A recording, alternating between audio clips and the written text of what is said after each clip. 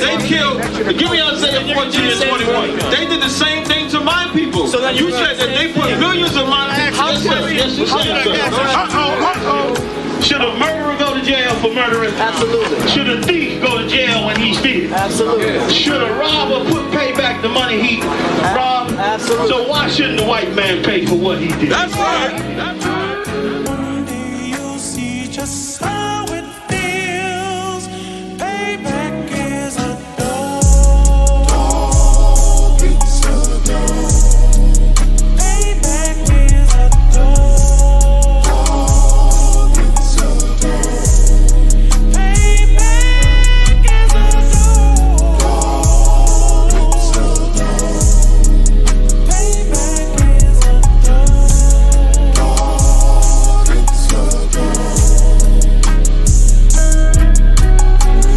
I'm in a hell of a hole, was never expected to grow.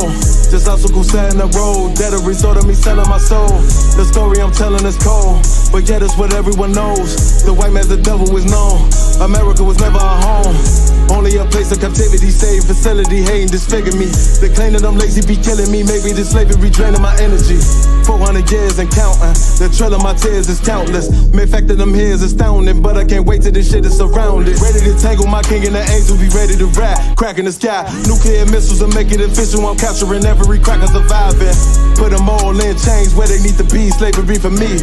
And let the whole world see that with them in the cage and safer in the streets. Put the dog on a leash, get resolved for the beast. 144, get the ruler show, we could all be at peace. As soon as the trumpets are sound, your kingdom we busting it down. The only way justice is found, the time for your judgment is now. You'll see just how it feels. Payback is a dog. It's a dog. Payback is a dog. It's a dog. Payback is a dog. It's a dog. Payback is a dog. Look, ain't no remorse in my blood slim. It won't be no compromise. Now it's time to feed the worms. Watch his body turn to flies. I clutch iron while you trust the lies. The next Glock I buy gon' be Gen 5. I get it customized.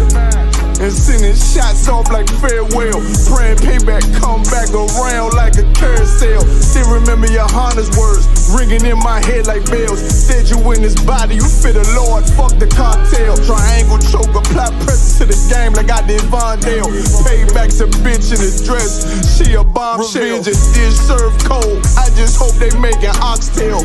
Glock fresh out the box, I swear it got that new car smell. Made myself a target in the world of mad shooters. Devils design fire for our babies to pass through. In the day of our king's reign, I'll be overzealous. They bought my jealous, I bought brand new parabellums. Someday you'll see just how it feels. Payback is a dog. It's a dog. Payback is a dog. It's a dog. Payback is a dog. It's a dog. Payback is a dog. It's a dog.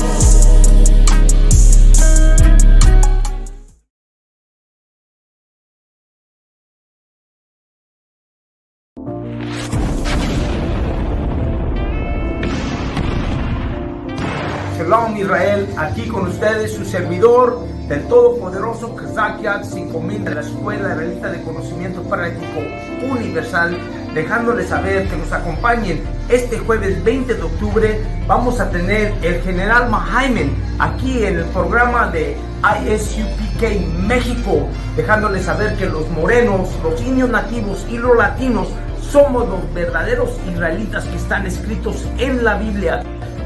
No se te olvide, sintoniza este jueves 20 de octubre con el general Mahamen. para que puedas tú saber la historia de quiénes son los verdaderos israelitas de la Biblia. Si eres cristiano, si eres católico, recuerda, aquí es tu oportunidad de saber en verdaderamente quién eres tú. Latinoamérica, te invitamos. Centroamérica, te invitamos. Sudamérica, te invitamos. Ven y recuerda quién eres tú, los verdaderos israelitas que se encuentran en la Biblia. Sintoniza, te esperamos. Hey, Shalom, Israel, Y.S.U.P.K. This priest announced Lahab, Usher 5000, letting you know that GEN.YAHANNA teaching in class October 20th. If you're Latino, Mexicano, Salvadoran, Guatemalan, Central American, South American, make sure you tune into this class. This is for you. You understand? Learn about your true culture. Ask all your questions. Any question you ever had about the Bible, make sure you ask them. You understand? This is your chance to learn about yourself, learn about the Bible, learn about your history, learn about your culture. This is your chance. You understand? Don't miss out. October 20th, Thursday, 4 o'clock p.m. Make sure you tune in. With that being said, Shalom. Aquí te esperamos, I.S.U.P.K. México. No se te olvide, la Escuela Israelita de Conocimiento Práctico Universal. Aquí te esperamos. Make the countermeasures, take pleasures, making an eye hurt. Light is in the sky, cause every verse is a concert. My mind work at speed y'all can't fathom. Listen to the words of a champion. It can't, the streets need another anthem. I just hope this shit go right. Living in the dark, you don't know life. Gotta got my heart with my bow tie. Waiting on this war in my whole life. I just hope this shit go right. Living in the dark, you don't know life. Gotta got my heart with my bow tie. Back roll.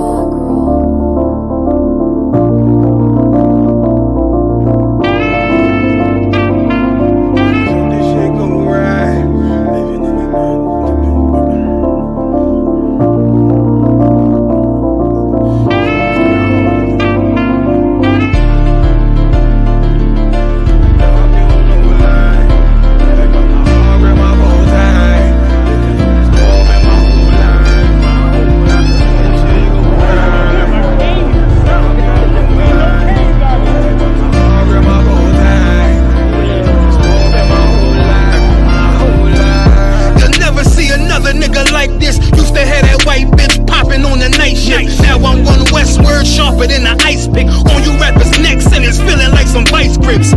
Yeah, that's light shit. Send my bro a kite quick. Ties of war, we ain't forget about you. Keep your light lit. Rappers can't see. Most of them scared to witness. Go on, close your eyes. There's one right here for the trenches. Bad bitches, natural hair or extensions. Hood niggas that'll probably grip like some dentures. Brothers on them fences. 23 and 1 out.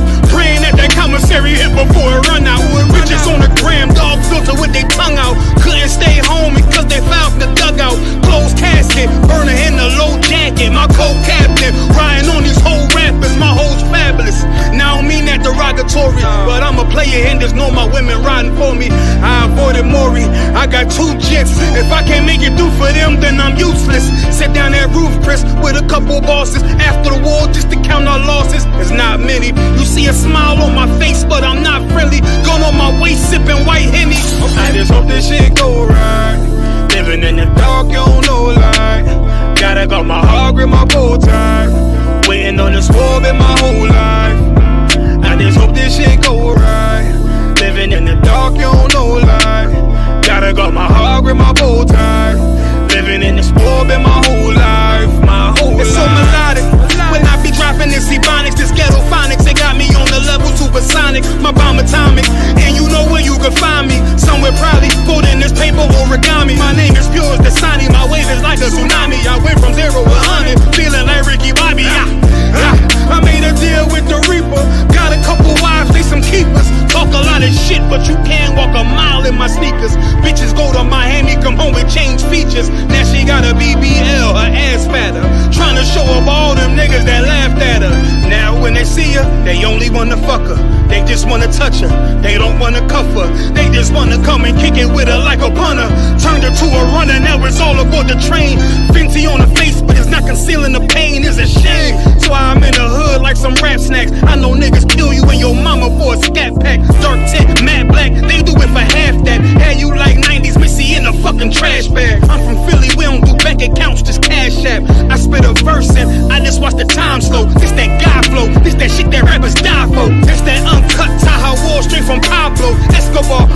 a ball like Moscato. They think it's effort, but no, this that block work. Make the countermeasures, take pleasures, making an op hurt. Light is in the sky, cause every verse is a concert. My mind work at speed y'all can't fathom. Listen to the words of a champion. It can't. The streets need another anthem. I just hope this shit go right. Living in the dark, you don't know light. Gotta got my heart grip my bow tie. Waiting on the score in my whole life. I just hope this shit go right.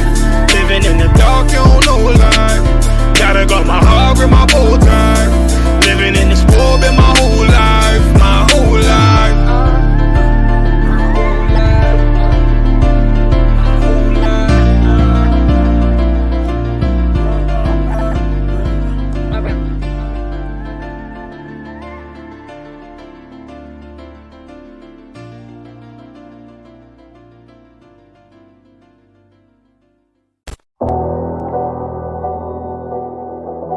I got you.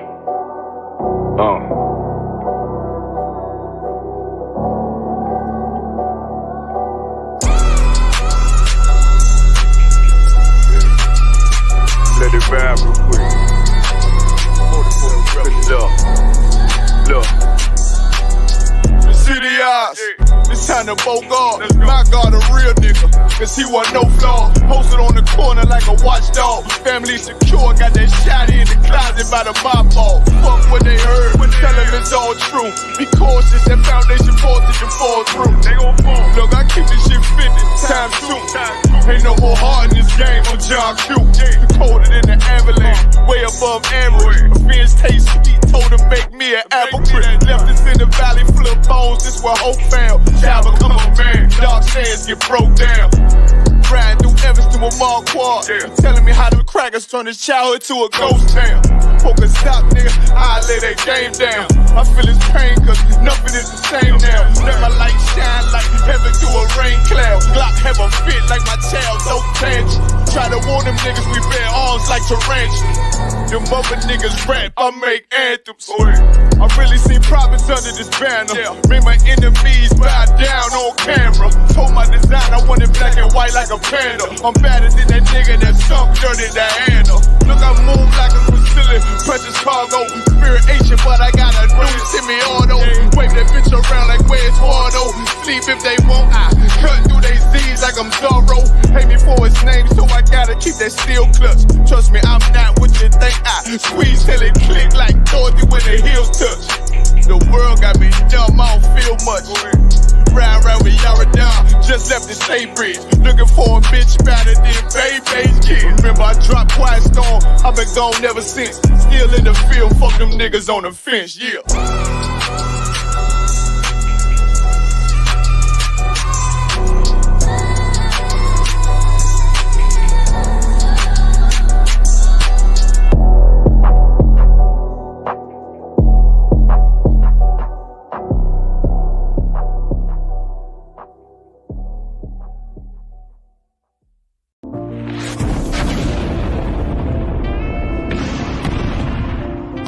Shalom Israel, aquí con ustedes su servidor del todopoderoso Kazakiat 5000 de la Escuela Israelita de Conocimiento Práctico Universal, dejándoles saber que nos acompañen este jueves 20 de octubre. Vamos a tener el general Mahaimen aquí en el programa de I.S.U.P.K México, dejándoles saber que los morenos, los indios nativos y los latinos somos los verdaderos israelitas que están escritos en la Biblia. No se te olvide, sintoniza este jueves 20 de octubre con el general Mahaimen para que puedas tú saber la historia de quiénes son los verdaderos israelitas de la Biblia. Si eres cristiano, si eres católico, recuerda, aquí es tu oportunidad de saber en verdaderamente quién eres tú. Latinoamérica, te invitamos. Centroamérica, te invitamos. Sudamérica, te invitamos. Ven y recuerda quién eres tú, los verdaderos israelitas que se encuentran en la Biblia. Sintoniza, te esperamos. Hey, Shalom, Israelite, this priest announced for Hab, Officer 5000, letting you know that General Hyman teaching in class October 20th. If you're Latino, Mexicano, Salvadoran, Guatemalan, Central American, South American, make sure you tune into this class. This is for you. You understand? Learn about your true culture. Ask all your questions. Any question you ever had about the Bible, make sure you ask them.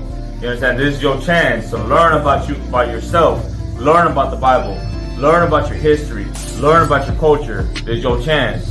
You understand? Don't miss out. October 20th, Thursday, 4 o'clock p.m. Make sure you tune in. With that being said, shalom. Aquí te esperamos, I.S.U.P.K México. No se te olvide, la Escuela Israelita de Conocimiento Práctico Universal. Aquí te esperamos. Make the countermeasures, take pleasures making an eye. Light is in the sky, cause every verse is a concert. My mind work at speed, y'all can't fathom. Listen to the words of a champion. They can't. The streets need another anthem. I just hope this shit go right. Living in the dark, you don't know life. Gotta got my heart with my bow tie. Waiting on this war in my whole life. I just hope this shit go right. Living in the dark, you don't know life. Gotta got my heart with my bow tie.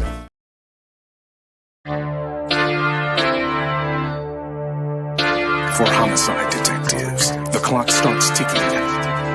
The moment they are called, their chance of solving a murder is cut in half if they don't get a lead within the first 48 hours.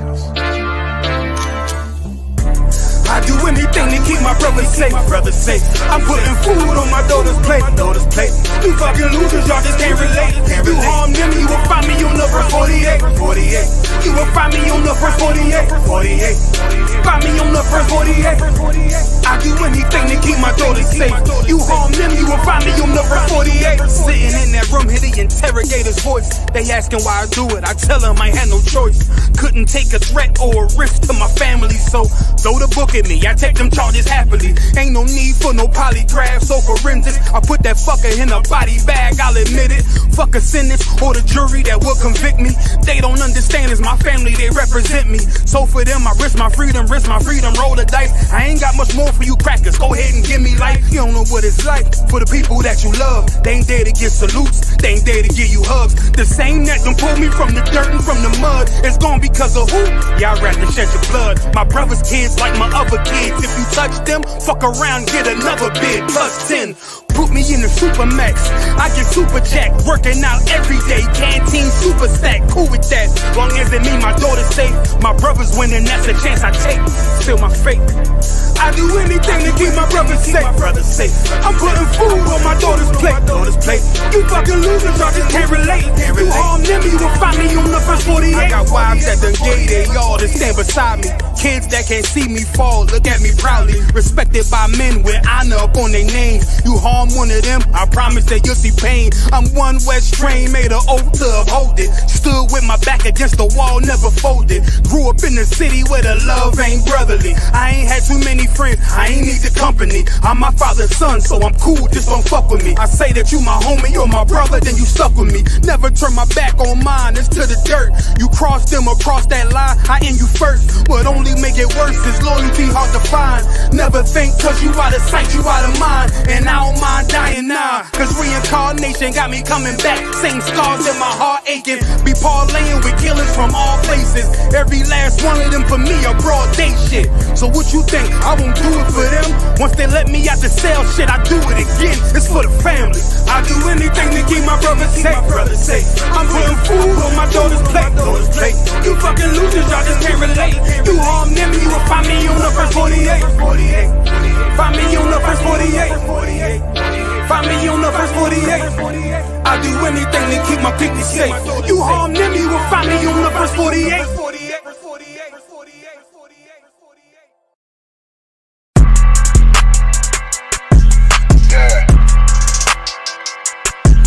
Yeah, you know what it is. 140 for the rebel, busy man, shit, nigga. They take their head over, nigga. Pray where Eve did to Adam, I just pray my love don't lie to me. Swing the iron like stamps and I can't let no hoe to lie to me. I don't feel these rappers, oh they lies is hypocrisy. Ain't no competition, ain't no rivalry. Niggas think I'm playing, I don't hear one word they saying, this shit light work. Think Muhammad one of us, he might lose his life first. Circle up and stay alert, another cop just stretch the nigga. He a demon, it's an exorcism, watch I bless the nigga. You took that oath in blood, then you know I'm gon' get active with you. Fuck the opposition, I see vision, let me paint the picture. Rappers claim they spin, I ain't listening, is effective. If revenge bitch was a woman, now I stroke that bitch like Jagger. So Tower War, we gon' run the summer, it's gon' be historical. Thought they making plays, made them niggas call the audible. Ask who run this shit, but that question is rhetorical. Bitch, I'm the one, me cookies with the oil. I'ma get them crackers, hell, should've never kidnapped my family. I can't do that, bet I be the last nigga standing. Do a life sentence for my niggas, pray you understand me. I might put a switch on his Glock and call it young baby. How you real trigger know them dots? You a bird feeder, claiming he a demon. What's a demon to a cold leader? What he saying something, I ain't him, this shit light work. It ain't about who got this gun, it's about who gon' up that fight first. I turn a bad situation to a game changer. Bring soldiers from the dead, just raised up the chain frame. Shots, I'ma look like Aaron Jones when I run it. Never bite the hand that feeds you, you won't never get that hand back. He bitchin' about 10%, I don't wanna hear none of that. He dropping sword, fuck him, just make sure you get that cover back. Look around, he ain't with us, probably cause he never was. Now my chin like you with the angels for your brothers. Everybody wanna be Richard Porter, God kill him like Alpo. Play if he want, it's laying in the trunk like Lee Malvo. I'm a certified woman's ass nigga, I am not a toy. Hey, out with that hollow sign, yeah, this the rim accord. Feel like Gullah Jack when I'm in Fayetteville, you feel your boy. Still about my brain, still I think that's all that I do. The way I get that boy lost, they gon' start to call him Elroy. Fuck his game, pop out on them demons like I'm Hellboy.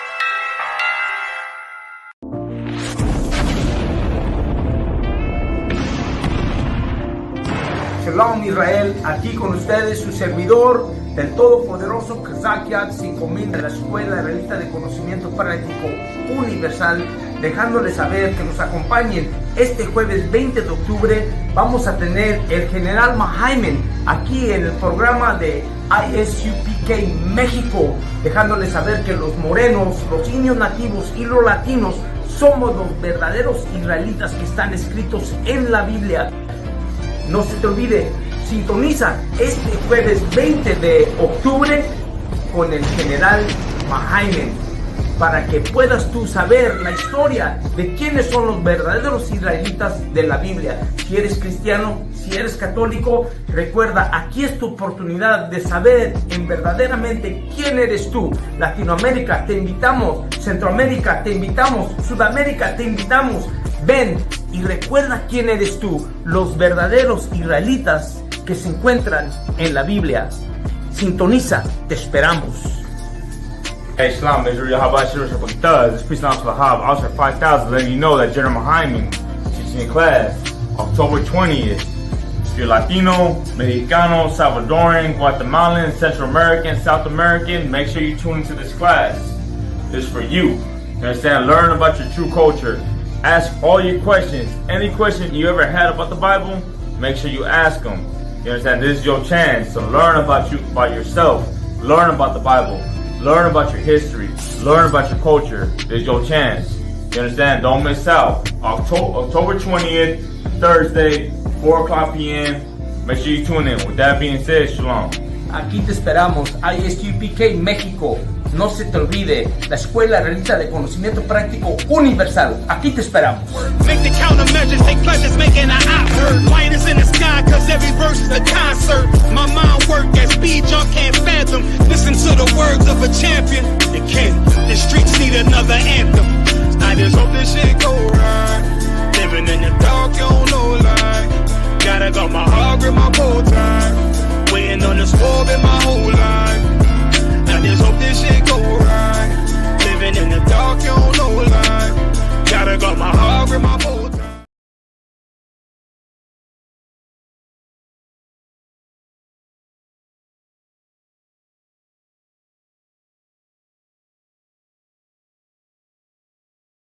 We talking about practice, not a game, not the game that I go out there and die for and play every game like it's my last. Not the game.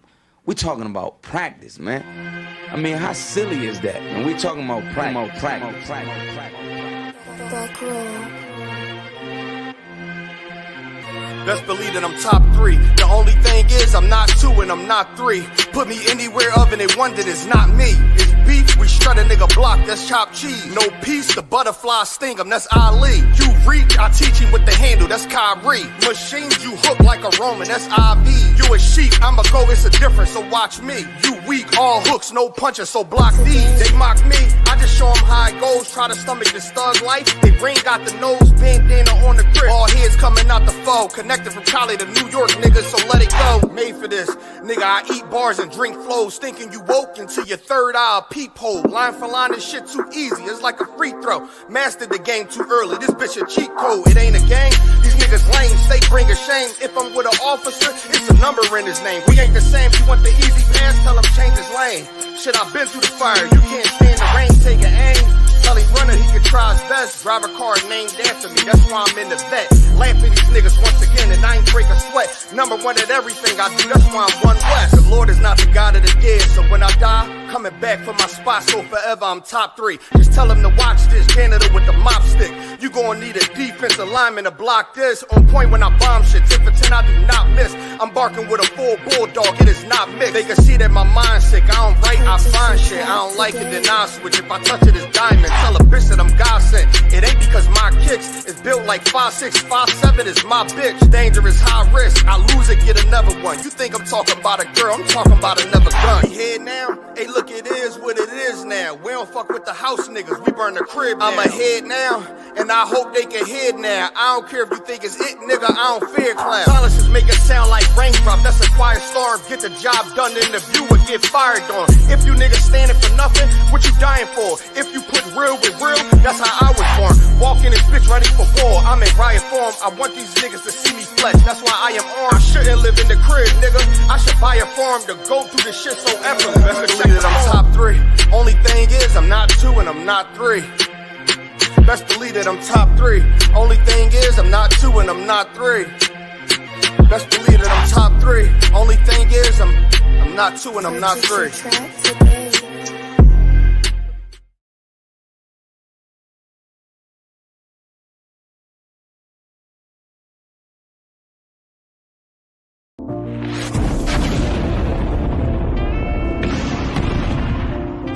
Shalom Israel, aquí con ustedes su servidor del todopoderoso YAHANNA de la Escuela Israelita de Conocimiento Práctico Universal, dejándoles saber que nos acompañen este jueves 20 de octubre. Vamos a tener el general Mahaman aquí en el programa de I.S.U.P.K México, dejándoles saber que los morenos, los indios nativos y los latinos somos los verdaderos israelitas que están escritos en la Biblia.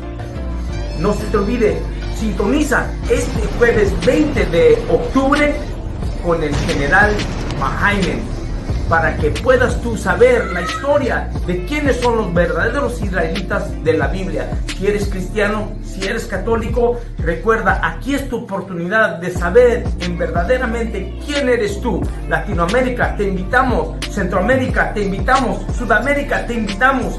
Ven y recuerda quién eres tú, los verdaderos israelitas que se encuentran en la Biblia. Sintoniza, te esperamos. Hey, SHALAM, Israelite, this priest announced Lahab, Usher 5000, letting you know that General Jaime teaching in class October 20th. If you're Latino, Mexicano, Salvadoran, Guatemalan, Central American, South American, make sure you tune into this class. This is for you. You understand? Learn about your true culture.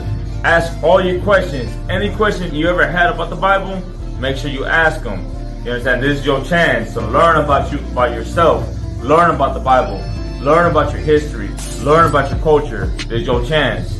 You understand? Don't miss out. October 20th, Thursday, 4 o'clock p.m. Make sure you tune in. With that being said, Shalom. Aquí te esperamos, I.S.U.P.K México. No se te olvide, la Escuela Israelita de Conocimiento Práctico Universal. Aquí te esperamos. Make the countermeasures, take pleasures, making an eye hurt. Light is in the sky, cause every verse is a concert. My mind work at speed y'all can't fathom. Listen to the words of a champion. They can't. The streets need another anthem. I just hope this shit go right. Living in the hog grip my pole time. Waiting on the squab in my whole life. I just hope this shit go right. Living in the dark, you don't know life. Gotta go my hog grip my pole time.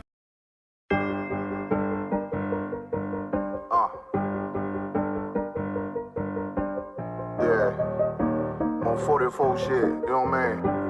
Busy man.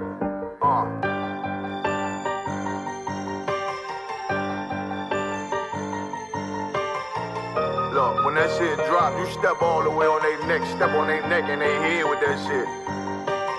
Fine then, I ain't show no mercy, we gon' show them boy what time it is. I pop out like I'm Samuel, I got time to kill. Haters thought I died, I survived. They don't know how I did it, got it out the mud, straight to glory. They don't know how I feel, he nice but he don't show them skills, how I show them skills. He ride but he don't work the wheel, how I work the wheel. They mad, I'm too solid, circle tight, yeah, vacuum seal. No, they want my life, I ain't worried, I got rank for real. I got real soldiers, kill for me, nigga, watch yourself. They say you been in beast mode lately, you is not yourself. When you dropping that fire, precious marriage, they inquiring. They can't stop what's coming, but I see them conspiring. Cross the line, them firing. This bitch here, finna break the spin. No kindness, I don't trust you, circle small. You can keep your features. Me and my niggas don't keep no secrets. In the field like Jeepers Creepers, say they want some smoke, dawg. So I brought these chimney sweeps. Coming like we coming, you can't even cap. These niggas don't run it like we running, bitch, don't even start. Bitch, I'm with my niggas till the end, till death do us part. So if you wanna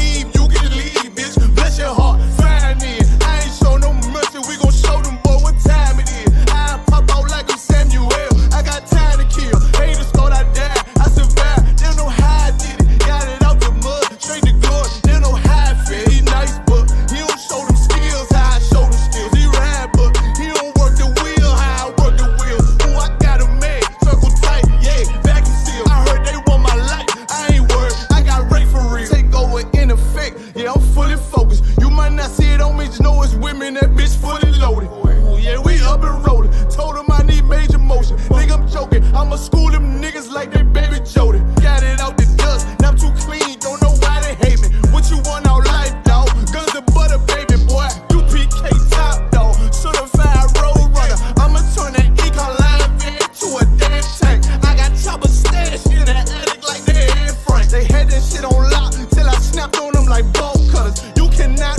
play both sides, gotta choose your colors. See him throwing that one up with that W, that's my blood, bro. Fine in. I ain't show no mercy, I'm gon' show them boy what time it is. I pop out like I'm Samuel, I got time to kill. Haters thought I died, I survived. They don't know how I did it, got it out the dust, straight to glory. They don't know how I feel, he nice but he don't show them skills, how I show them skills. He ride but he don't work the wheel, how I work the wheel. Ooh, I got a made, circle tight, yeah, vacuum seal. Said they want my life, I ain't worried, I got rape for real.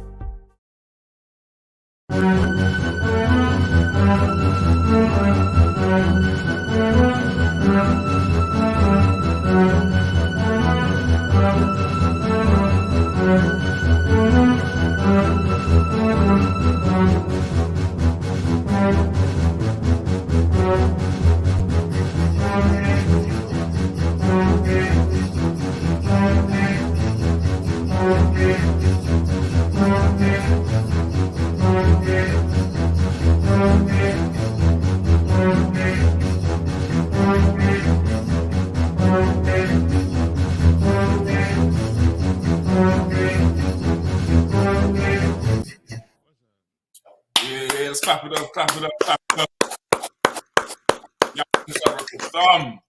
Yo, Mr. Sabrakta. Hey, y'all, Shema, y'all shout out to all the sisters who, listening in.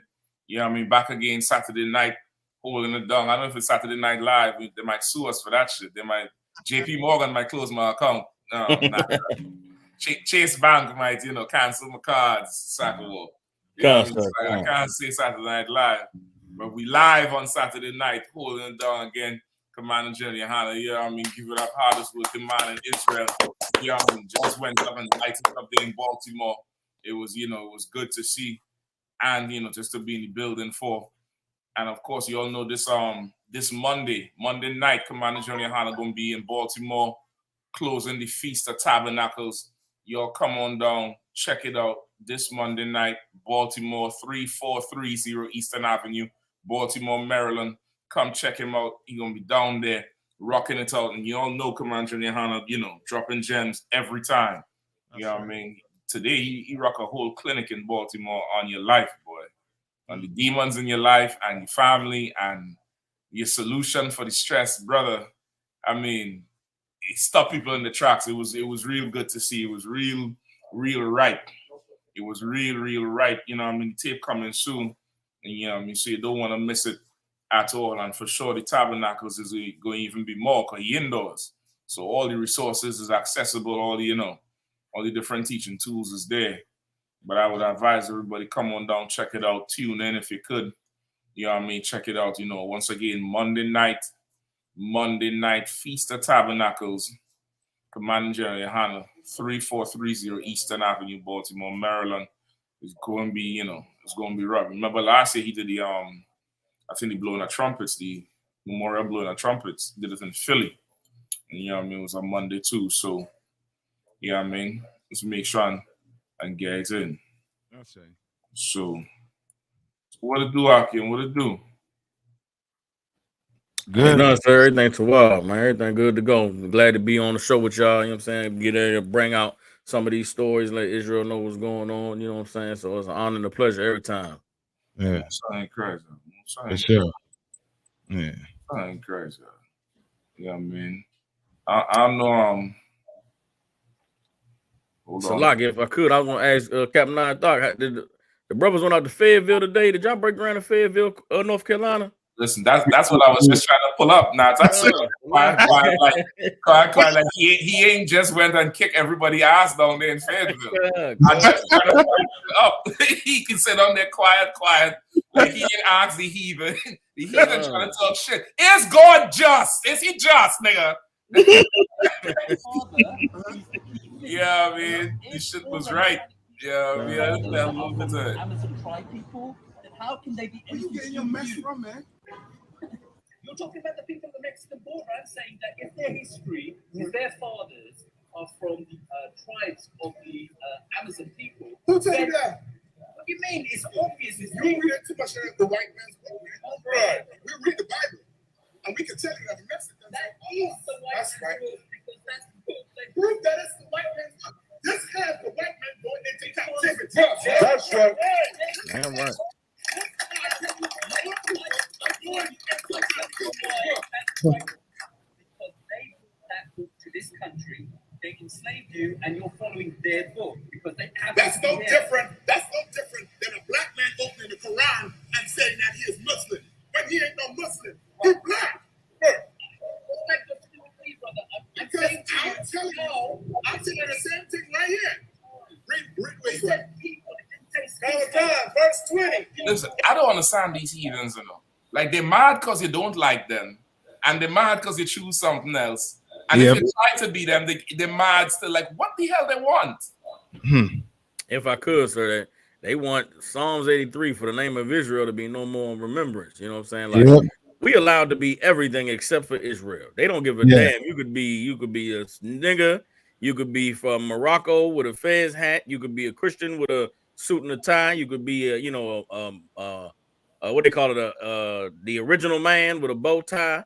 You could be a crackhead. You could be a robber. You could be a gangster with a chain with chains and $20,000 and Maybach Benz. You could be anything except for the 12 tribes of the nation of Israel. And if I just could, you know what I mean, the work that we're doing in the I.S.U.P.K is the work that matters right now. You know what I'm saying? A lot of people that's thinking they doing a lot of things to try and help black people or speak for black people, but the only thing that matters is telling our people the truth of who we are and exposing the oppressor for being the devil that the Bible speaks of. You know what I'm saying? And if I could, a lot of people tune into us that aren't in classes and that, haven't committed themselves to really coming to serve the Lord, they need to understand that the job that we do is a job that a man is chosen for by the Lord. You don't just wake up one day and learn that you're an Israelite and say, you know what, I'm going to go teach or hear a class or two that we teach and think that you're going to be able to go out there and do what we do. Is a lot of brothers that's really bringing shame, and a bad name to this work that, to what the Lord is trying to do, because they're not allowing us to just do the job that the Lord has chosen us for, man. There's a lot of proud men out there, and you need to humble yourself and acknowledge that Commanding General Yohanna is the man that the Lord chose, and these men that he's raising up are the prophets on the earth, and let us do the job that needs to be done so we can wake our people up. You know what I'm saying? That's right. That's right, man. Man, I never forget the part with it. That same white man with the brown hat. Yeah. Man, I pull Revelation 19 and 13, brother, and he do something, and he do a big gulp. I was like, yo. He lost his mind on the shit out. That's I want to listen to the party. Hold on. What? Okay, let's focus on this. Let's focus on this. Is it before or after here? Man, I can't remember. Listen, I was watching it. When it comes to slavery, was it right or wrong? Good. Yeah, this is my part here. This is my part right here. He's asking for forgiveness. That's right. Why didn't you think David and David would be judged? Yes. Right. According to God, yes. No. According to God, this is the book. Chapter 14 and verse 21. Prepare slaughter. What? Prepare slaughter. How do you prepare slaughter? I'm telling you, no bumps up. You understand? The Africans going to have to do it. The Arabs, they're going to have to fight for their lives. Black men, you ain't got to do that. Moses didn't have to lift a hand to get black people out of Egypt. That's right. They're not going to lift a hand. Guess what black people got to do? We got to celebrate Christmas, Thanksgiving, all the holidays in America.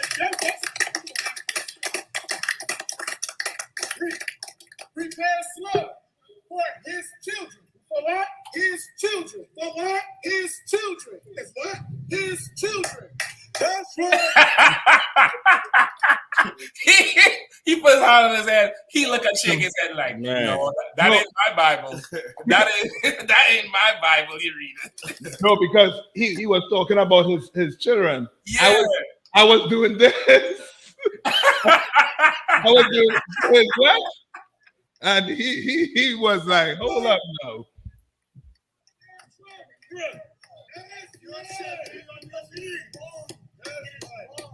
You said God is wrong? No, what you just read is wrong. It ain't God. So you telling me, hold on. Condone slavery. Hold on. Condone slavery. Hold on. Let's focus on this. Is God just? Is God just? Is God just? Yes. God is just. Yes. If God is just, then the white man has to go into slavery. That's right. Yeah, he's quiet there now.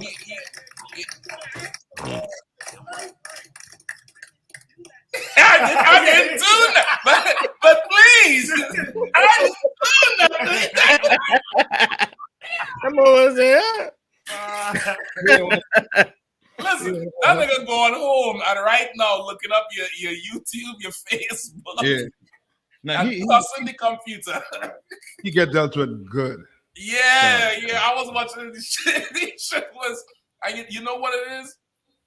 I realized with these heathens, like these type of battles, it showed me how much they hate us. Right. And Yeah. it's not like a violent hatred. It's like a disdain, like rats. You know, like or roaches, like something you just, I can't stand that shit. So to see black men standing like that, proud and strong and rocking and rolling, that shit does something to them. Because they could go about the goddamn business. Mm-hmm. They don't have to stop. But seeing brothers like that, it bothers the hell out of them. And they have to say something, they have to do something. And even though the more you cut them, and they getting cut, they can't walk away. Mm-hmm. Yeah. He stayed for almost the whole time there. Yeah. You're right. Yeah, is they have a natural disdain for us, man. It's I don't know what it is. It's in their fabric, it is in their blood, it's in their skin. And they come up, I'm sure he didn't come up combative. I'm sure he come up like, what's this? What are you talking about? He stayed quiet a bit until the Arab started to open his mouth. Then he started to raise his hand like he have a question. But really, he really hate niggas. If I could, sir, it's like the only thing that these heathens have a conscience about is us rising up. It's like they'll go and do all matter of abominations on the earth. You know what I'm saying? They'll go and sacrifice, they'll sacrifice to their gods, and they'll celebrate the Halloween, and they'll abort babies and allow. Just work a thumb. Like they'll abort babies, and they'll push LGBTQ and transgender gender assignment surgery on 6-year-old children. Like they don't have a conscience about anything except when they see black men standing up, when they see black men taking on our original culture, when they see us returning back, you know what I'm saying, to the Most High, that stirs something in their spirit. Yeah, it's the only thing that they are absolutely passionate about is what are these niggas doing? And it's like no matter where you go in the country, no matter what background these people from, and not just the Edomites, it's all these nations. They have to stop and observe and really take a moment to find out what are these niggas doing. Yep. You know what I'm saying? Like it does something spiritual the same way that we go on out there and teaching and it's spiritual to us. The Most High, we say the prayers and the Most High is using us and we speaking these words, you know what I'm saying, of the prophets that spoke before us. The same way we in the spirit of the Most High, they are in the spirit of of Antichrist. They in the spirit of the adversary. You know what I'm saying? That same spirit that dwells in them that causes them to do every manner of evil on the earth. You know what I'm saying? Stirs in them when they see us rising up the same way to the spirit of the Most High that desires to establish His kingdom on the earth is in us. The opposite of that is in these heathens. A lot. Right. If I could, Cap, that's super heavy that you say that, because even you can see this even on the slavery. You get 2-3 brothers huddle up. You might be over there just kicking it with your homeboy on break. Devils is walking up. They trying to, what y'all talking about? What's funny? What y'all doing? Like the whole spirit behind it is like, don't let these niggas come together. They plotting. So that's super heavy. Yeah, and listen, if we together and we getting high or we watching the booty videos, they don't have nothing to say. Damn. They don't have nothing to say. We got get together and comparing Jordans. You know what to see. But the minute you get together and looking like this, you know what I mean? Strong, healthy, upright. Right. Oh my gosh, brother. They can't you enjoy the coffee. You destroy the coffee. All of a sudden the coffee get cold. The damn, the honey bun tasting bitter, like it destroys life. I'm trying to tell you, because for the life of me, I sit down and I watch certain battles. I'm like, why in the hell you just can't go about your goddamn business? Right. Like I could understand another Israelite can't walk away because it's a black man telling another black man or sister, something, and it's like, who are you? And you're going back and forth. But what the hell is these heathens got to do? Right. Like you don't stop in front the East Indian or the Sikh or the Buddhist and talk about Buddha. Right. Going, but it's something in them. And when they see brothers standing strong like that, they have to convince somebody to, and once again, that's how you know for sure this is the Lord, the house chose. This is the house the Lord chose, because, okay, I've seen them fake Israelites and they continuously smash Israel and Israelites. I don't see them blasting no heathen. Right. Heathens come here. They try to stop us because they know this is what this thing here, that Commander Johanna building, this is the thing that's going to change black people. That's right. And I had to stop this shit here. I had to, question this. I had to challenge this. I had to break it down. I had to show them the flaws in what they're doing, because this thing here, it I don't know, man. It gets under the skin like something I've never ever seen. Yeah. It's ridiculous. And they would never go to the so-called Jewish man and tell him to love them German people. No. They'll never do that. They'll always come to us and tell us that they love we should love everybody. We all humans. That's the whole take on, you know what I mean, when they see black men out there speaking against the crimes that America and the whole earth did to blacks, Hispanics, and Native Indians. You know what I mean? Like they cannot see that. It's almost to a point whereas you see black people coming together, in their mind, the day is numbered, basically. Like the days from running from justice numbered. Once they hear, you know what I mean, the brothers in this school that Commander GEN.YAHANNA built, you hear us on the corner, you know your day's number, you are heathen. You know it, and it's almost like you're trying to run from it. You're trying to not be a part of your ancestors. So you ought to stand up there and try to prove that you are not part of your ancestors. Like you're good. You're a good one.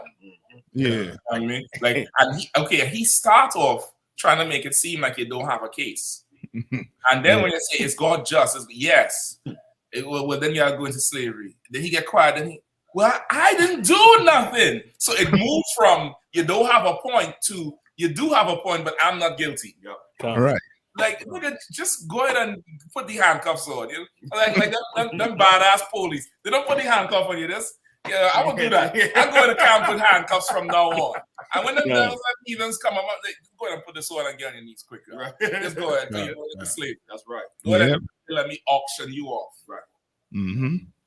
Like it bothers them, man. It bothers them. I see. I watched the tape. I was like, yeah, that's the clip right there. Is God just? that shit resonates with that motherfucker. It bothers him. I thought you better get security details to go home, but that. Man, that man slid away after we. That nigga gonna get high. He tapping his vein right now. F that nigga. That nigga go overdose. And then that nigga, who the hell is this uppity nigga think he is? Yeah, man. That's how it goes. The pastor, what's going on? How Ohio? It's too wild, Cap. It's too wild. We just it's funny. Last week, not this week, but last week, there was it was a brother. He was working with some devils, and they was putting up holiday lights, and so they couldn't really move from where we speak at camp, and so they got to sit there because they doing intricate wiring, right? So they couldn't move along and get to another section, and so we dropping it heavy, and the brother is turning around looking, and like the devils is looking at. I'm watching from across the street, and like while we having camp, the brother looked like he just want to come over and participate, but he working with the devils putting up Christmas lights. It's like it was wonderful, man. But it was funny just seeing how Jake is interacting with these devils while we at camp, and like he got to go. He probably on the ride home with him, like, well. You know what I'm gonna say? You know what I'm saying? Y'all give him some life there. Y'all, you know, he on the job with them, but he really like, man, that's you probably saying that's right. Oh, that's right. You're like, that's right. Yeah. Yes, it's good. It's good that you know how the Lord would have it that they have a voice, you know, outside of themselves. Like Israel have a voice. Like Israel could listen any UPK tape ever. I'd be like, see, that's what I've been thinking. That's that's what I've been saying. I've been wanting to say that. Like these niggas on point because this place will take away your voice. It'll take away what you That's right. You know what I mean? You know what you naturally would cry out for, which is that justice. Right. That thing you naturally just cry out for and your spirit yearns for. This place will take that away. Right. You know what I mean? If I could, sir, it's like Matthew the 5th chapter when Yahushua said, you know what I'm saying, blessed are those that hunger and thirst for righteousness. You know what I'm saying? For theirs is the kingdom of heaven. Like our people that's in the world, they don't realize that the thing that they are desiring is righteousness until they hear us speak. Right. It's like there's this thing that collectively the 12 tribes of Israel know that there's something wrong with this world. There's something that's missing. There's something that that ain't right. And they just can't quite put their finger on it until they hear us speaking and they realize that it's righteousness, man. What this world is, what we are thirsting for and we're hungering for is righteousness. You hear these brothers in the streets talking about ain't no real niggas, man. You can't trust no nigga around your girl and you can't trust nobody with your money. And You know what I'm saying? You got just every situation and circumstance. Talking on the job, you got some cat got a little middle management position. He trying to impress the devils on the slavery, so he talking bad to all the brothers and treating everybody beneath him wrong because he ain't righteous. You know what I'm saying? Like in every situation and circumstance, what we are looking for is someone who is righteous, and the Most High is breeding them here in the I.S.U.P.K and the Commander Gen.YAHANNA, and it's a glorious thing, man. That's right.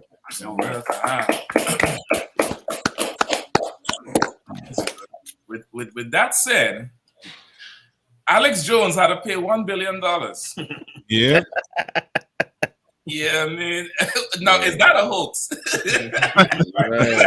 Alex Jones, is that $1 billion a hoax or is it real? Is it a real thing or is it made up? Right. That's what I want to know. I wonder if every Caucasian have to do that if they say a lie, if they're going to talk the truth. Man. Yeah, they better put him on suicide watch. Yeah. They better put him on suicide watch. If I could, sir, like Esau setting a heavy precedent. You know what I'm saying? Like the scripture say, judge not lest ye be judged. They didn't judge this devil to pay $1 billion for lies about what happened with Sandy Hook. For him saying, nah, them kids ain't really died. It was a hoax. It wasn't that bad. It wasn't really no school shooter. They was acting. They was pretending. Man, think of all the evil that's befallen us as a people at the hands of these devils.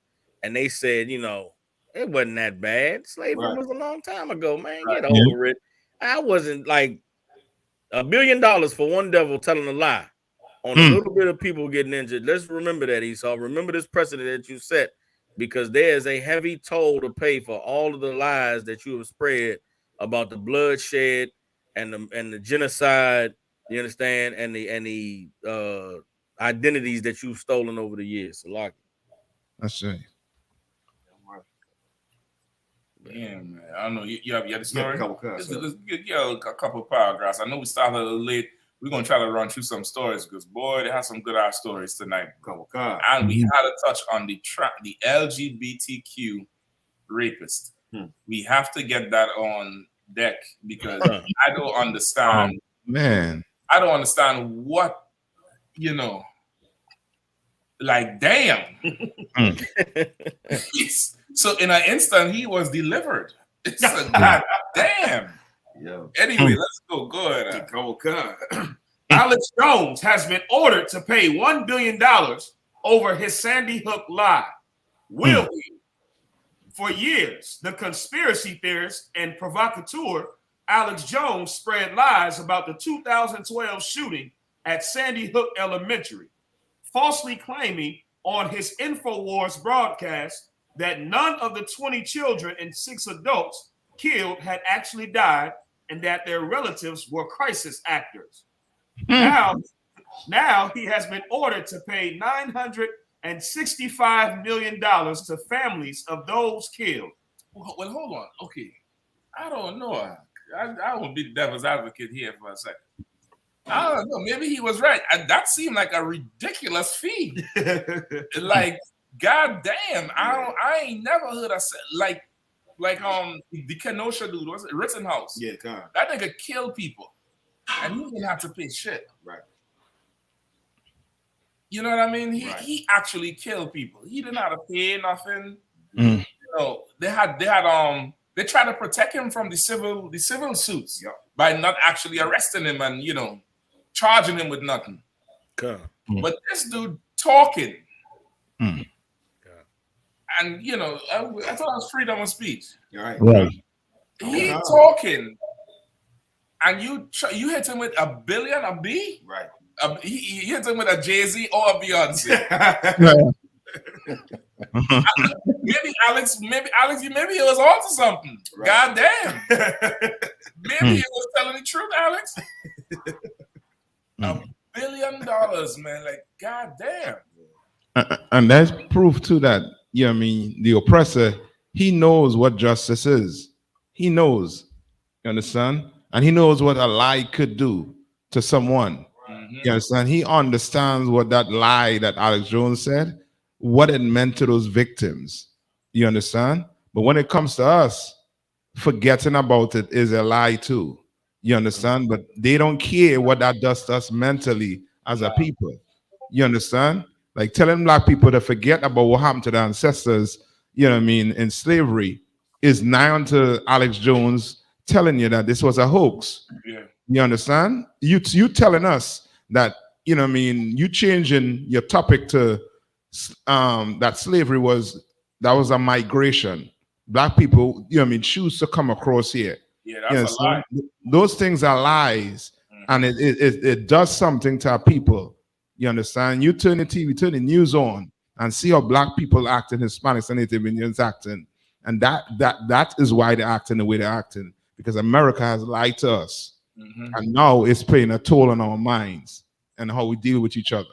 Yeah, yeah, but they would never see it like that for us, though. Right? No, I mean, they would never ever see it like that, you know, with us. You know what I mean? It's not gonna make sense.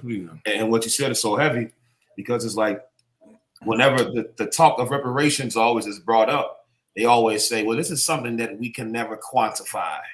We can't quantify this number. You know, you can't put a number on these type of things, but they came up with this number pretty swiftly. Yeah. And this case was resolved pretty swiftly. Yeah. And so it shows you that when it comes to Blacks, Hispanics, and Native Americans, you just don't give a damn. That's it. When it comes to everybody else, you can give Ukraine $13.5 billion. You can order Alex Jones to pay damn near $1 billion for the pain and suffering of the families that he lied about. But now when we ask for crumbs compared to what we're owed, then it's like, well, you know, we can't quantify those things. You know, this takes time. You know, maybe we should find other ways to move forward. You just hate God's people, and we should see this for what it is. Yeah. And like Captain Suckerwood said, they really set a precedent in making them pay this. The crisis is going to require much more than $1 billion from you. So, if I could, there's a part of the article here. I'm gonna just grab it, because you're right, because okay, like that argument about, you know, if there was to have reparations, right? How much would it be, right? And who would receive it, and who getting this billion, right? Exactly. I want to get the breakdown. Who getting the billion? Is it the family? Yeah, I want every father or husband in that marriage or that family. I need a paternity test. Right. I need to make sure he's the father of them children. I need to know where every penny going, because, like you say, when it comes to us, they can't come up with a number. That's like, right. You know, and then who's gonna get it? Right. Exactly. And they ain't figured out that shit yet. No. But man, they're saying this is what this devil was making. They said testifying in the Texas defamation case earlier this year, a forensic economist. Boy, this devil, boy. He got a nigga to go and dig up your shit out. You spend 50 cents on candy in 95. Right. That forensic economist gonna find it. You know what I mean? He said that go ahead. A forensic economist said that the combined net worth of Jones and free speech systems could be as high as $270 million. Right. So basically, he's saying Alex Jones and what he does, like his worth, you know, what he generates could be as high as that in the past. Right. Go ahead. Okay. He also testified that InfoWars averaged more than $50 million in annual revenue. Damn. For several years. Now, I see why GMS like this devil. I see why that took hard, and InfoWars was like, there, you know, I don't know, like that was the scripture breakdown class. Right. They all sit up on that dirty, nasty couch, sharing them hoes with. Yep. And after the first 15 minutes, I cursing out Nathaniel 7. They tune in for scripture breakdown with High Priest Alex Jones. Hell no. And InfoWars, you know, and the elites with the Rothschilds. Y'all better take up a collection to help Uncle Alex. That's right. Y'all better take up a collection to help Chief Priest Alex Jones of Great Millstone. Y'all better cash up GMS at Alex Jones. Right. Yep. God damn. Because he gonna need that. That nigga was making $50 million a year. Right. He had a whole network. That was like CNN. Yep. And then you got all, you know, his paraphernalia, t-shirts, come. cups, you know, memberships, exclusive content. Right. Mm-hmm. And, you know, he getting donations like how the NRA and them get donations. Right. You know what I mean? Go ahead. Oh God. And that Jones was at one point paying himself $6 million per year. Damn. That's what they're looking at. They're looking at what he could pay based on what his show was doing. Yeah. But I mean that's a crazy amount of $50 million a year, right, in revenue. That's ridiculous. Right. Yeah, they definitely yeah, I don't know. I'm speechless when it comes to this shit. I don't know. The info has lost he lost the war. Yeah. He fully lost the war right there. You know what I mean? Right. But like you're saying, it's a dangerous precedent. And it's for sure showing that they could put a value on life. Right. Yeah. You know what I mean? They could put a value on life. And they disclose the thing. Usually when, one of them rogue cops kill a brother, the family settle and they don't tell you how much. Yeah. Let's say, it was, undisclosed amount and all kind of shit. Meanwhile, this family getting $1 billion for 12 damn devils. Right. $1 billion for 12 devils for what he said. Yeah, that's I don't know. I ain't understand the thing. That's a rough one right there. Yeah, that's I ain't sorry for Alex, but I do understand. Let's go feature on Lil Baby song. Yeah. Yeah, let's go do some features with Baby and go tour with Lil Wayne and do something, Alex. Shake a leg. Right. If I could, he might not need to do any of that, because while the verdict was being read, he was live streaming with his audience laughing about the verdict, and they were sending in donations.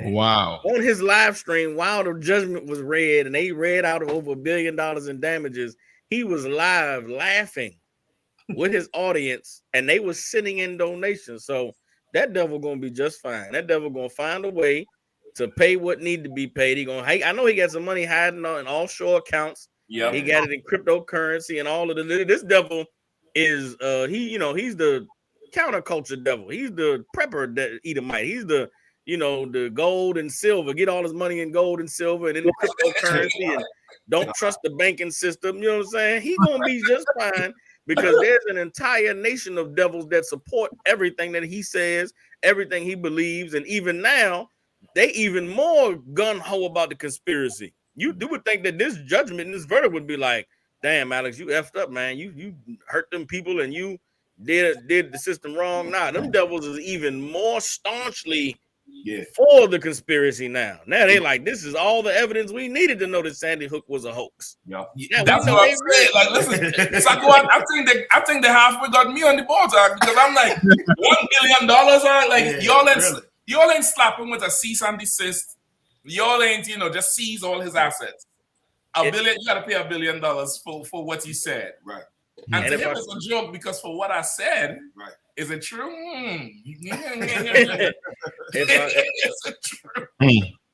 If I could, so this is one more little tidbit of information on this case, right?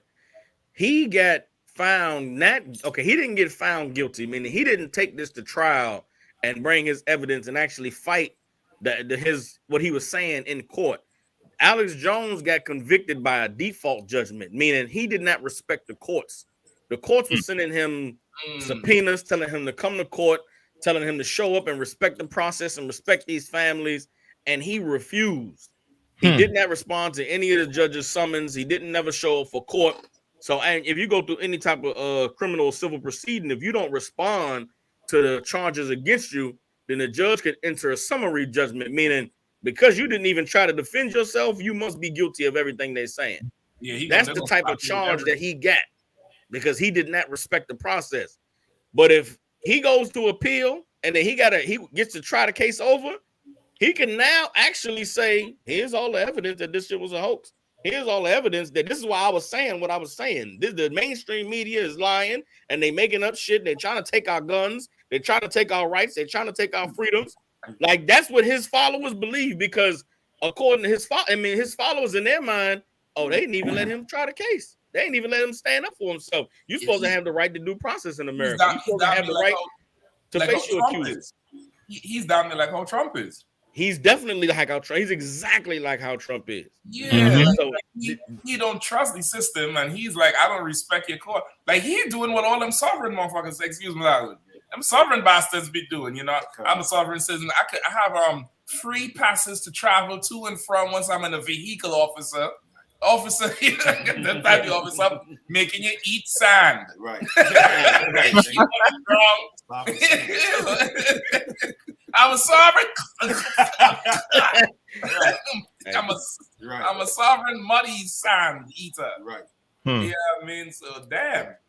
Yeah. That's crazy, Cap, too, because I was as soon as Captain Soccer War finished, I'm like, man, it's so true, because like his speaking engagements are about to go up. He's gonna charge more now for a speaking engagement. Like these devils is like you said, Donald Trump from the other aspect too. Donald Trump, you would think after the Capitol riots is like, man, this president, we need to distance ourselves from him. He's causing all kind of confusion, and America is fighting each other. Oh no, his popularity went up. But like this devil is, like Captain Soccer War said, he's gonna be just fine. So Lockie, I don't mean to keep droning on, right? But this is, if I could, going back in history, this whole Patriot movement, the Donald Trump movement, going back to the Tea Party, this Alex Jones thing, that's what happened with the American Revolution. Like when the American Revolution took place, the British was at a loss. Like, what the hell y'all beefing about, bro? Like, we colonized this land and sent y'all over there to farm and shit and take over this, and y'all supposed to send back what y'all owe. Where y'all get off just thinking one day you ain't got to pay taxes? Like, y'all niggas tripping. You know what I'm saying? Like, but the colonies here in America was like, y'all oppressing us and y'all ain't giving us our freedoms and their rights. And Britain was like, niggas, since when? So like this whole patriot movement now, where they don't trust the government and they don't trust how the system is run, to the government is like, what the fuck y'all talking about? This is how it's been running. We've been doing things like this. Like, where y'all even coming with this? That's the same way they are right now, where there's a whole movement of American demographic that just completely don't trust the government, completely against paying taxes, and completely against any laws about their guns and their ability to be able to kill niggas and protect their land. And then there's a whole nother demographic that's part of the status quo that's like, since when are we not a law and order people? Like, since when we don't follow laws and rules? And it's just the same thing repeating itself. These devils are going to fold in on one another. They're going to murder one another. They're going to storm the Capitol again. And it's going to be because of all the unrest that's being stirred up by the likes of Donald Trump, Alex Jones, and all of these other types. Listen, you say a lot there and still not even enough. Right. Yeah, I mean, like that's down there how bad it is, because that's the whole history of Esau. Rebelling. One person rebelling against the status quo, right, or the establishment. Yep. You know what I mean? And once he's the right type, he had the right amount of charisma, he could, generate a certain amount of cash, and he, how they say, ballsy, say these type of things. Oh, God. Then that's who he gonna get the support. So, for sure, you're right. And all this proves is, Black, Hispanic, Native Indian man, you are not free. Right. But these devils here, he is free. He really is free. Right. Yeah. He is free. He's not in jail. He's still talking. Yep. Okay. He's still talking. Listen, Deshaun Jackson came out and said the real Jews is black. Made another video and apologized. Yep. Within days, he had to retract the whole statement and apologize. Nick Cannon, same thing. This dude said people who was dead and buried in the ground was fake, like, Pinocchio fake. Like, your son is Ernie and Bud. It's a puppet. It's a puppet thing. And, they're not real. I'm telling you, it's not real. It's all they're crisis actors. Look, he say that shit out. And he's free. He's in his kingdom. He is in his empire. And he worked for it. I mean, he worked for that thing, $250 million a year, and he ain't selling drugs. Right. I need a network, brother. I need some neon lights and a network. God damn, Alex, boy. Go ahead, Alex. You devil, you. Right. Yeah, and Alex really and truly ain't no different than the Christian preacher. Mm-hmm. You know what I mean? He's saying down behind that pulpit, lying to them people, you know what I mean, all the women getting paid to do it. You know what I mean? Getting paid to do it, making millions lying to blacks, Hispanics, and Native Indians.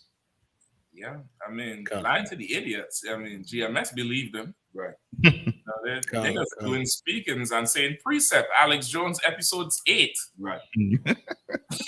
yeah, I mean, I don't know, but shit. I don't know. Okay.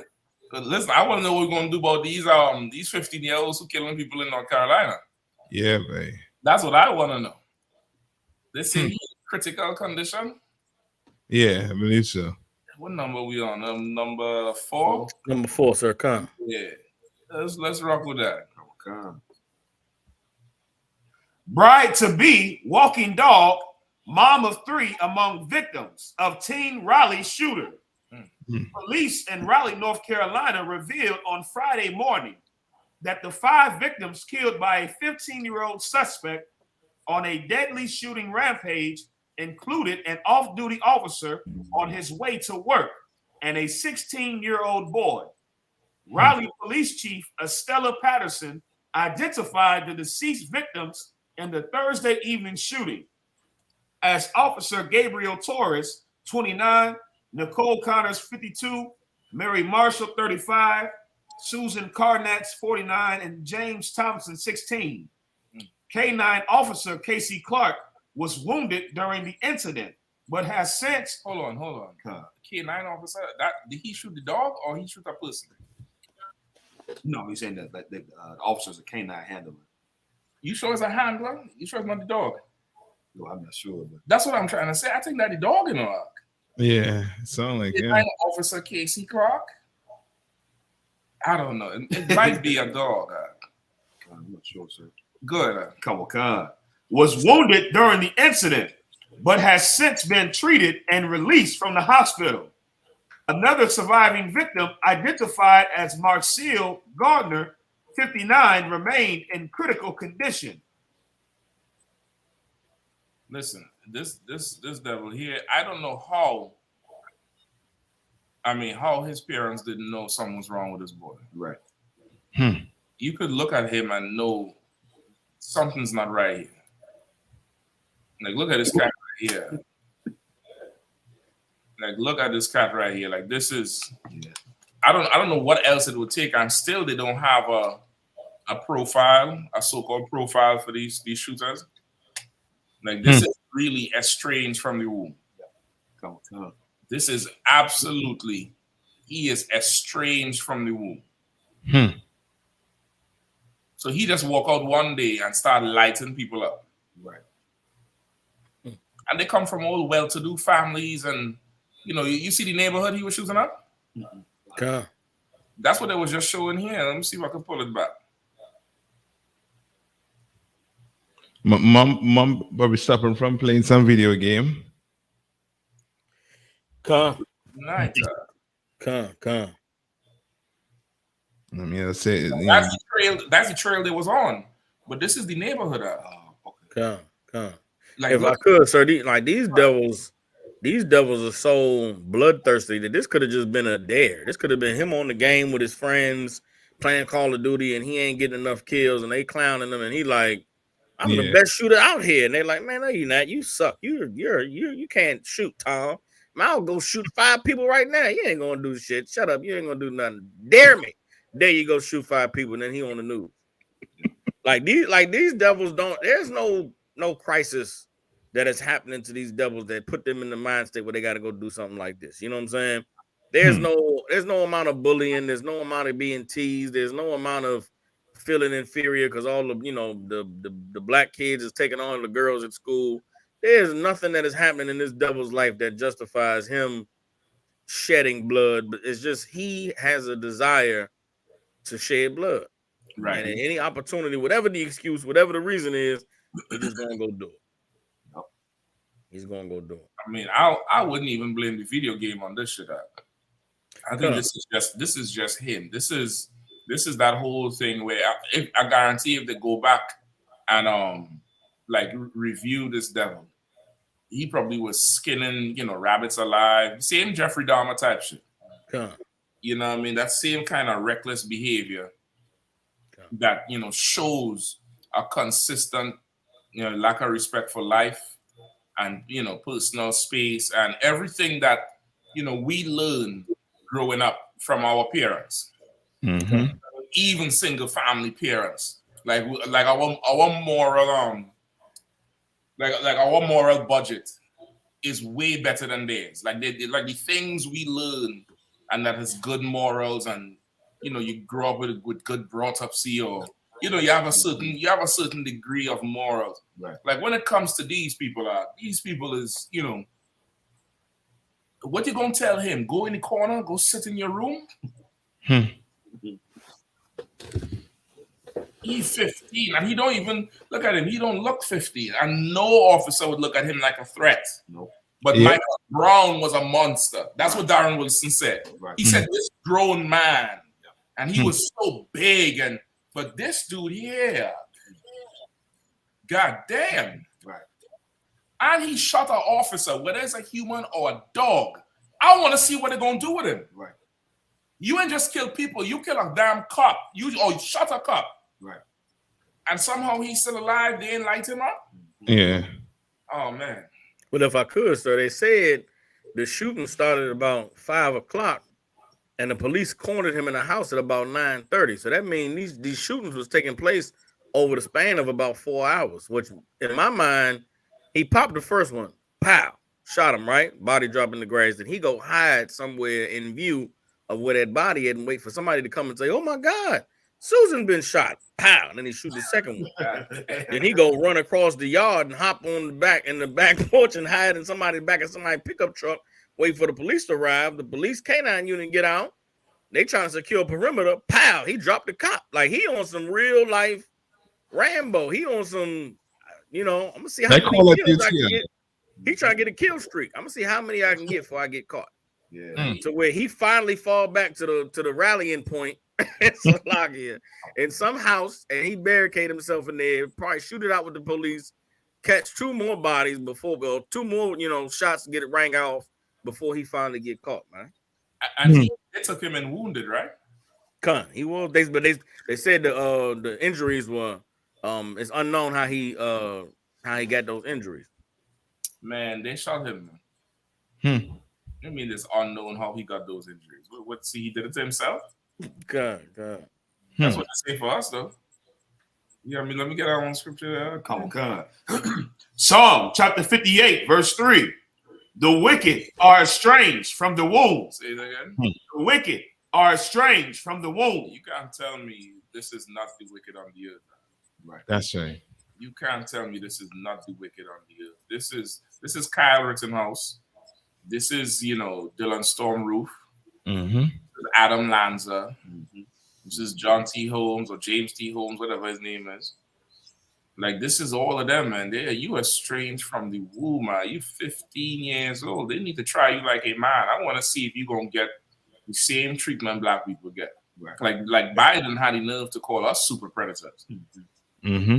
This here is a super predator. Mm-hmm. Like, he take the damn, AR or whatever rifle, and he out picking people off jogging. Unless you are, special forces or secret service, you ain't jogging with your weapon with you. You go into exercise. That's like people go into the gym with something on them. So that's really, fish in a bowl or a barrel, how to say. That holding parents responsible too, man. Because they can't tell me he just wake up one morning and decide to go take the gun and just do that. Yeah. He acting crazy in the house before that. But they just don't care. You know what I mean? They just don't care about nothing. Yeah, that's crazy. If I could, it's man, this when you look at this devil, it's like he looks like any other devil. And like our people so used to seeing the oppressor as a pious people. Like, oh no, he couldn't do that. Well, this is the son of perdition right here. This is the man is sin. This man has to be revealed, because if our people keep looking at this nation of people like there's somebody who won't do these kind of atrocities, or like somebody we should look up to and be like they're the moral compass, they are not, man. This is the man of sin right here. That innocent face right there, that good old American pie and baseball and hot dogs. That's who your murderer is right there. Man, like you ain't never lie, like brother. They would never ever look at him and be like, what is he talking about? And it's the same thing like how we saw with that Jeffrey Dahmer, where the judge said he doesn't look like he belongs in jail. Right. Yep. The judge said he looks like he give him everybody deserves a second chance. And they went on to just murder people. Like you have a little 15-year-old murderer in your damn, in your midst. Yep. Mm-hmm. You know what I mean? Like these people is monsters, man. They have the nerve to look at us like we the problem, we the super predators, and we the ones who they have to get off the streets. That's what Biden said. Right. This person will hurt your grandmother and mug your wife, and so what the hell did he do? Yep. He killed a woman, woman jogging in the neighborhood. I really want to pay attention and see this case. I want to see what they're gonna say about him. Full out terrorists. Yeah, without a doubt. Without a doubt. You know what I mean? And that we could run right into the other story. That teacher, that 5th grade teacher. Man. You know what I mean? Sad thing about it is I don't know if she's an Israelite with that name. I hope not. I'm going with devil until they could show me otherwise. So thank you. I'm going with, I'm with you on that. Yeah, I'm going with devil until they could show me otherwise. I don't know. Is it playing? I'm trying to get the some of that damn good footage. Hold on. Yeah, go ahead and read it in the meantime. Come on. 5th grade teacher arrested after admitting to active kill list of students and staff. The teacher allegedly told a student they were on the bottom of her list. A 5th grade teacher has been arrested after telling one of her students that she had made a kill list with students she taught and her colleagues. At approximately 5 p.m. on Wednesday, officers from East Chicago Police Department were dispatched to speak with the principal and assistant principal at St. Stanislaus School, located about 20 miles south of downtown Chicago, in reference to a threatening report that school officials had learned about earlier in the day regarding 5th grade teacher Angelica Carrasquillo Torres, a 25-year-old educator from Griffith, Indiana. Listen, she could be some Italian, man. Yeah, if I could, sir. That Carrasquillo. Yeah, if I could, then go ahead.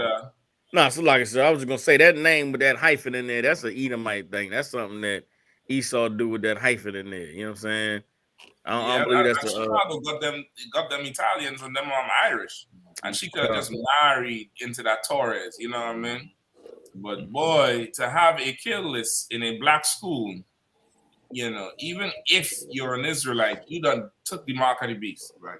Yeah. You don't have the oppressor in your heart and in your mind, and now this is going. We was talking about precedent earlier. This is going to start a precedent. You know what I mean? Like they was talking about arming students before, but who the hell knows? Right. You know what I mean? Like not arming students, arming teachers. Teachers, yeah. And having these what them resource officers, resource officers armed in the school, and the general said it years ago when it first came out that these teachers is going to kill the kids. Yep. Yeah. Can't arm the teacher. You just can't do that because they're going to shoot them kids. Yep. Like man, like now they don't have to look out for the 15-year-old who going to shoot them on the while they're exercising or come up in the school and kill everybody in the kindergarten class. Now the teacher going to walk in, write the name on the board, and go blah. Right.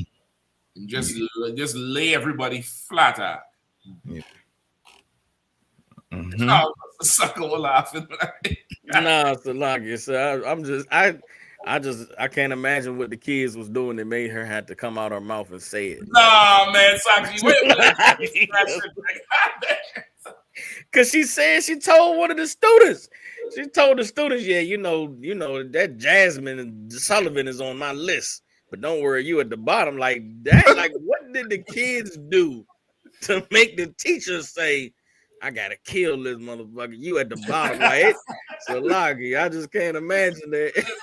So Loggy, no excuses. I don't think it's the kids. Listen, I know our kids, they really will take it to the very, very limit, brother. Yeah. They'll take it to the limit, but I don't think it's the kids. I think this teacher has some shit from home.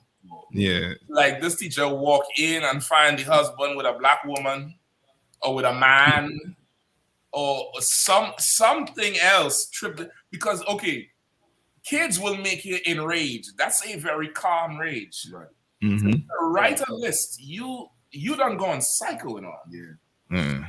You know, Hannibal Lecter, you Clarice, you there. Right. You know what I mean? To write a list and then say you are the bottom, meaning you have some time before kill these others on top. Yeah. Like that ain't kids ain't doing that. The kids is the ones who gonna make you scream and yell and have you apologize after. Listen, look, I'm sorry. Right. Yeah. I didn't mean to call you this, that, the other. That's how kids will have you. Right. But this mother, something happened to her from home. Right. She needed some PTO. She definitely needed some paid time off because that was the details. Like the damn teacher needed. Oh, she need a parole officer. That's what the hell she need. She need a goddamn parole officer. Yeah. She needs to go pee in a cup, check in, get a new job, get a second job, and have the parole officer violate the hell out of her ass. Like goddamn. Let me play a little bit of the news clip. They really need to work on this one. This is something serious. She really probably not really going back here. I'm really scared and worried. Disturbing and violent comments allegedly made by a 5th grade teacher at St. Stanislaus School in East Chicago. The digital sign say weekend mass schedule, not mass shooting enough. Right. But mass schedule. Like I think this is a oppressor, bro. This is some Catholic school, like a nun who would take you in the basement and beat you to death. Yeah. That shit out. Right. St. Stanislaus Catholic Parish School, weekend mass shooting. That's what that sign needs to read. Weekend mass shooting. Come and get your slugs. Right. Oh man. Slugs. Teacher at St. Stanislaus School at East Chicago have left a deep concern lingering over portions. Let me take that back before they make me pay $1 billion. Her family and her classmates. That teacher tonight now in police custody after comments allegedly made about Portia and other students. She said that she wanted to choke us and she wanted to kill herself. Just before 1 yesterday, Portia said she immediately alerted her counselor, then her principal. The police say while speaking with the principal, the teacher admitted to making comments about having a kill list, even naming a specific student's name, but never giving them the list. The teacher was sent home and told not to return to the school pending an investigation. East Chicago police say they weren't called to investigate until 4 hours later. Like, that's crazy. They send the teacher home. Yeah. I wouldn't send my child back to that school. Nope. Yeah, that's scary. Yeah.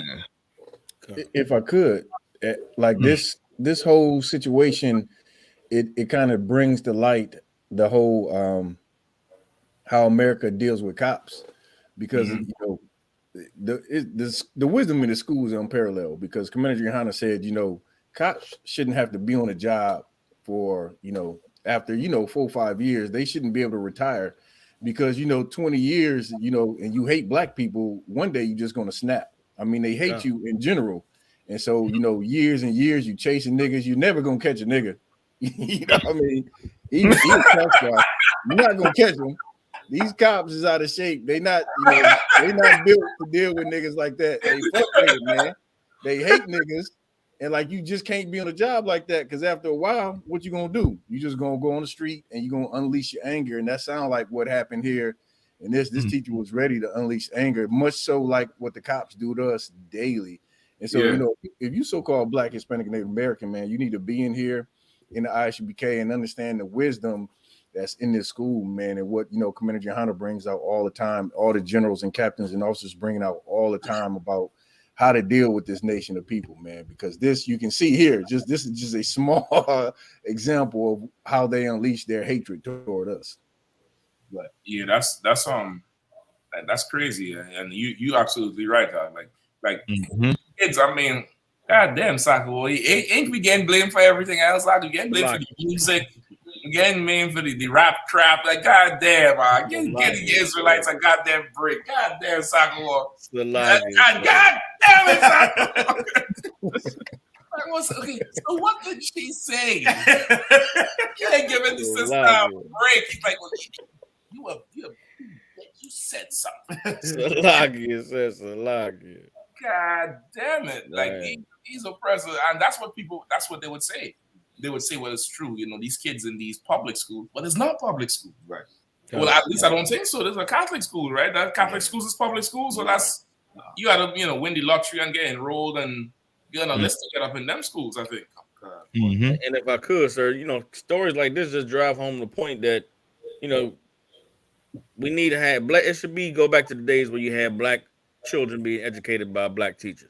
Right. You know what I mean? Like we have a culture and a certain way of reaching one another and how adults deal with children in our community that it takes, it takes a brother or sister to be able to deal with how to discipline and how to talk to our children the right way, how to properly get them to respond, in certain situations, and get them to pay attention in class and to have the patience to be able to deal with them or to know that when they acting up or they not, be behaving that, there's some type of, that there's a cultural thing where we understand our children. Yeah. These devils don't. And they don't have the patience. They don't have the wherewithal. They just go immediately to, I'm gonna kill you, motherfucker. Salaki, I'm gonna kill you. I got a whole list. You first, motherfucker, and you last. It's like that, Salaki, sir.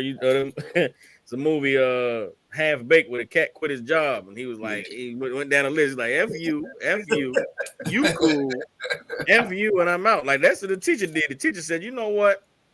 You on my list, you at the bottom. Right. And you what I'm saying? Right. It's hell to these children in, man, having to deal with situations and circumstances like that. And for those parents, like you said, I pray that they wake up and realize that this is not a place where our children are safe to be able to come and get an education. Yeah. I think the parents realize it, but we as a people, we don't have that option. Yeah. We don't have that option. Like I be seeing, before pre-COVID, I would see at some of them schools where these mothers, these oppressive women pulling up to take the kids, and they're talking about, they did the laundry and they did this and that, and you can tell they home all day. And they pick 2 and 3 kids from the school, and somehow they're able to afford life, and they're home, which means they're paying these oppressors way more than they're paying us, where they could afford that one income household, and to them they're living tight. Yeah, you know what I mean. But we don't have that option, man. Like school for real is a daycare for most of us. Yeah. It's really just a place that this child ain't gonna die. And I come back at 3 and then take them to another place they ain't gonna die, so I could go do some extra hours until 7 or 8. And that's really what it is. Like we don't really have that option. Like I.S.U.P.K done this. He was so crafty with how he gradually, dismantled the household from the man to the hours to how much it takes. He gradually raised the cost of living.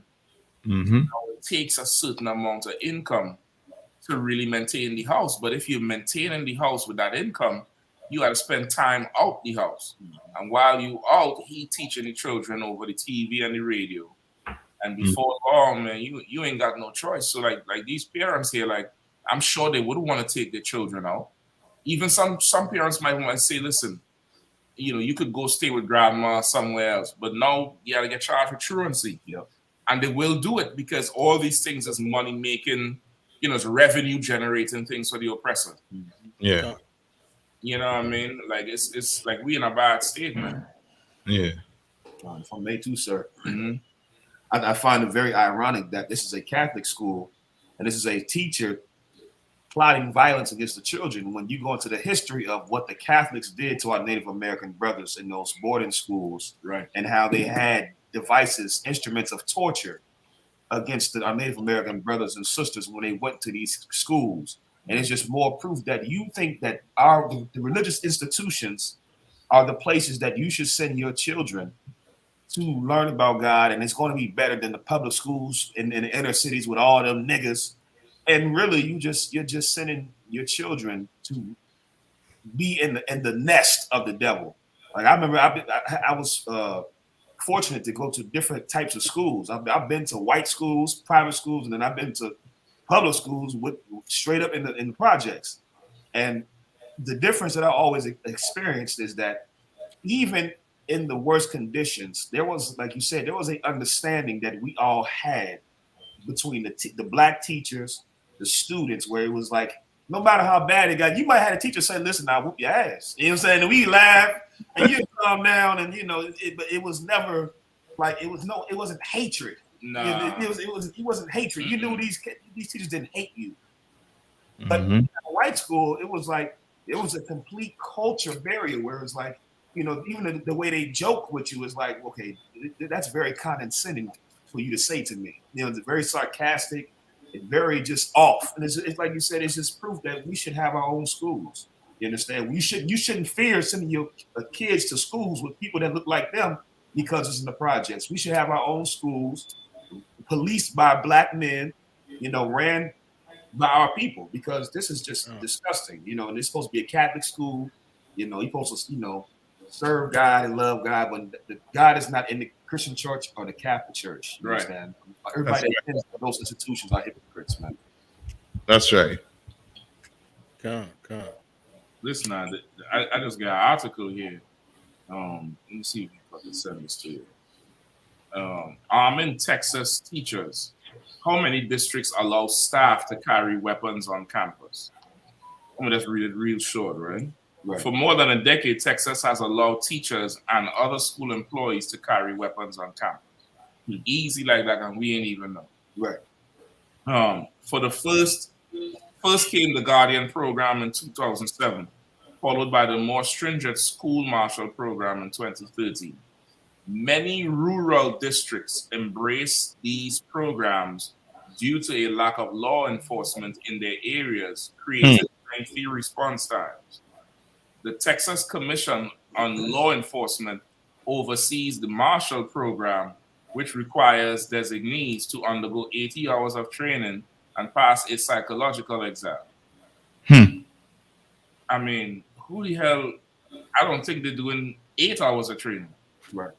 And if it's a psych exam, God, them devils down there is brother. You getting real hillbilly out there. You getting real hillbilly out there. They let this woman go home. You know what I mean? Like, it's bad. Like, this, everything is pushing us to separate. Right. Yeah. Everything is pushing us in the direction to just, separate and, force us to create the avenues that we need. You know what I mean? There's many brothers and sisters doing education. That's really what's going to start happening. You're going to start to see these little basements, these finished basements turning into little schools. And with all this internet and Zoom, that ain't hard to do. That ain't hard to do at all. You know what I mean? Yep. In 1 year, the government get computers for every child in the nation. Right. And make them learn home. You know what I mean? You can't shoot me on the internet, bitch. I don't care how mad you get. You could shoot my email. You could shoot me a voice note. But them slugs staying with you. Yeah. Like, damn. Right. That's crazy. That's crazy. If I could, so the next story, before we get to the the title topic. If we could just get to number 9. That's where I was going next, Sako. That's the Lord. Right. That's where I was going next, brother. Because we're gonna spend some time on number 9. We're going to number 9.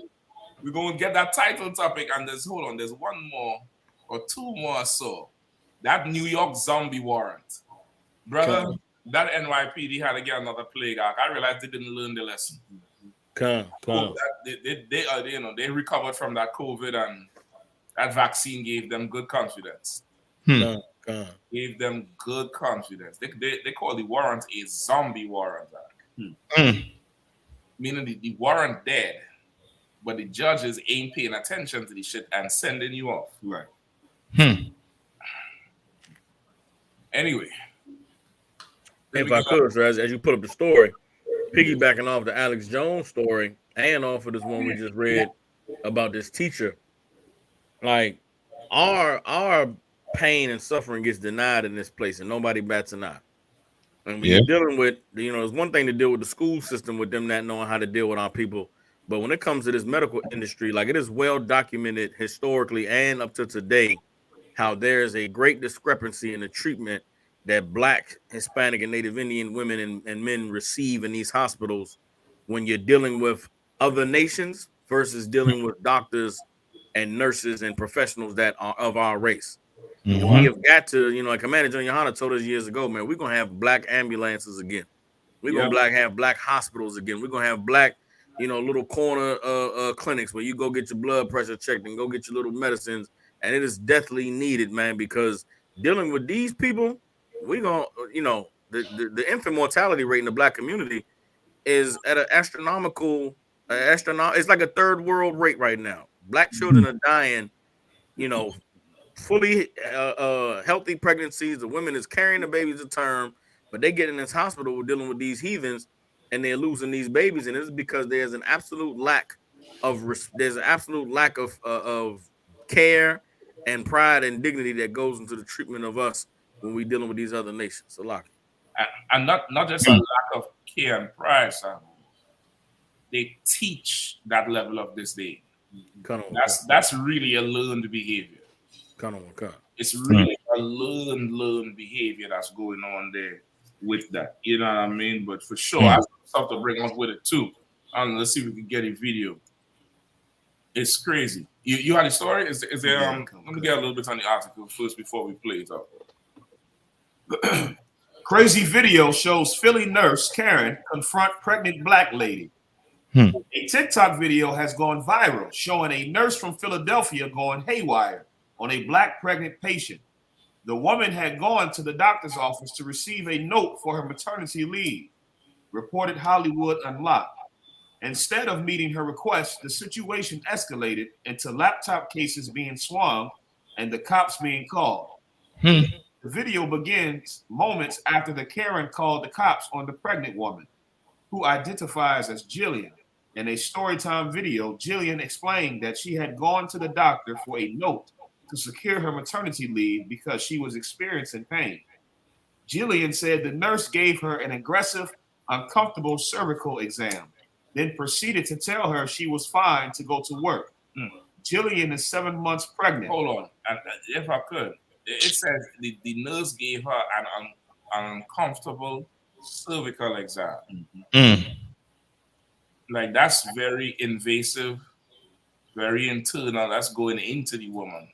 Which is brought up in there like she didn't want an animal. Right. And how pregnant the woman is? 7 months. 7 months. Like, boy, listen. Yeah, I ain't got $1 billion to pay, but you devils going into slavery. Right. You devils is going into slavery, boy, and you are going to pay for every idle word and every idle thought. And the Lord is going to expose it all. The Lord is going to bring it all to the front. And you're going to accept it because you earned this shit. Right. That's right. You earned this shit. Like, this woman is 7 months pregnant. She is vulnerable. She's a vulnerable person. She could slip and fall. She might get lightheaded. And you decide to manhandle this woman just because you think you have the privilege to. In Christ's kingdom, you gonna have to pay for that shit. Yeah. Keep going. If I could, before we continue. Yeah. Go ahead. I just wanted to read something real quick just to back up Captain Soccer War. According to the CDC, per 100,000 live births, there were 14.1 deaths among Asian women, 30.4 deaths among indigenous women, and 42.4 deaths among Black women, in comparison to 13 deaths among white women. So it's a lot higher, as Captain Soccer War brought out. It's a lot higher for our women, and you can see here's a small example of why that might be possible. You get in there, and the broad is, manhandling your private parts. Disrupting it. Who knows what kind of membrane rupture that could happen? Who knows what they do? And then if this is a nurse doing that, imagine what happened when it's C-section time. Imagine what happens when it's C-section time, which they force on a lot of women. Some sisters definitely gonna have to do it because of the body structure. You know what I mean? They have the whatever going on with the body structure the doctor recommended. But a lot of times they force these sisters into it. You know what I mean? For the sake of we call that thing generating the money. Yeah, come. You know what I mean? Generating that damn cash. And they force these sisters into the thing, and don't forget, not to mention what they do with brothers and children. Like, we really need our own everything. Yeah. And if I could, Cap, if you get ready to play the video, if you could play it from the beginning, because the heaviest part is the audio. You might have to narrate it, but the things this nurse is saying to the sister is absolutely horrible. So, like, brother, this nurse went total antebellum on this girl here. This nurse here might as well have worn them dresses from the 1820s and walking around with one of them fans. You know what I mean? Like she went there with the shit, brother. Like it's crazy. Let's see if we can get it up. What were you thinking about when you got pregnant that you were not going to work? Even the tone. What were you thinking about when you got pregnant? She really want to ask that shit. What? Like why are you getting pregnant so goddamn much? And that's the other thing. They hate us because their womb is dry. Yeah. Barren in that bitch. It's dust going around. All what's them tumbleweeds rolling around in that white woman womb. It's dry up in there. The Sahara Desert. The Mojave Desert up in that bitch. Yeah.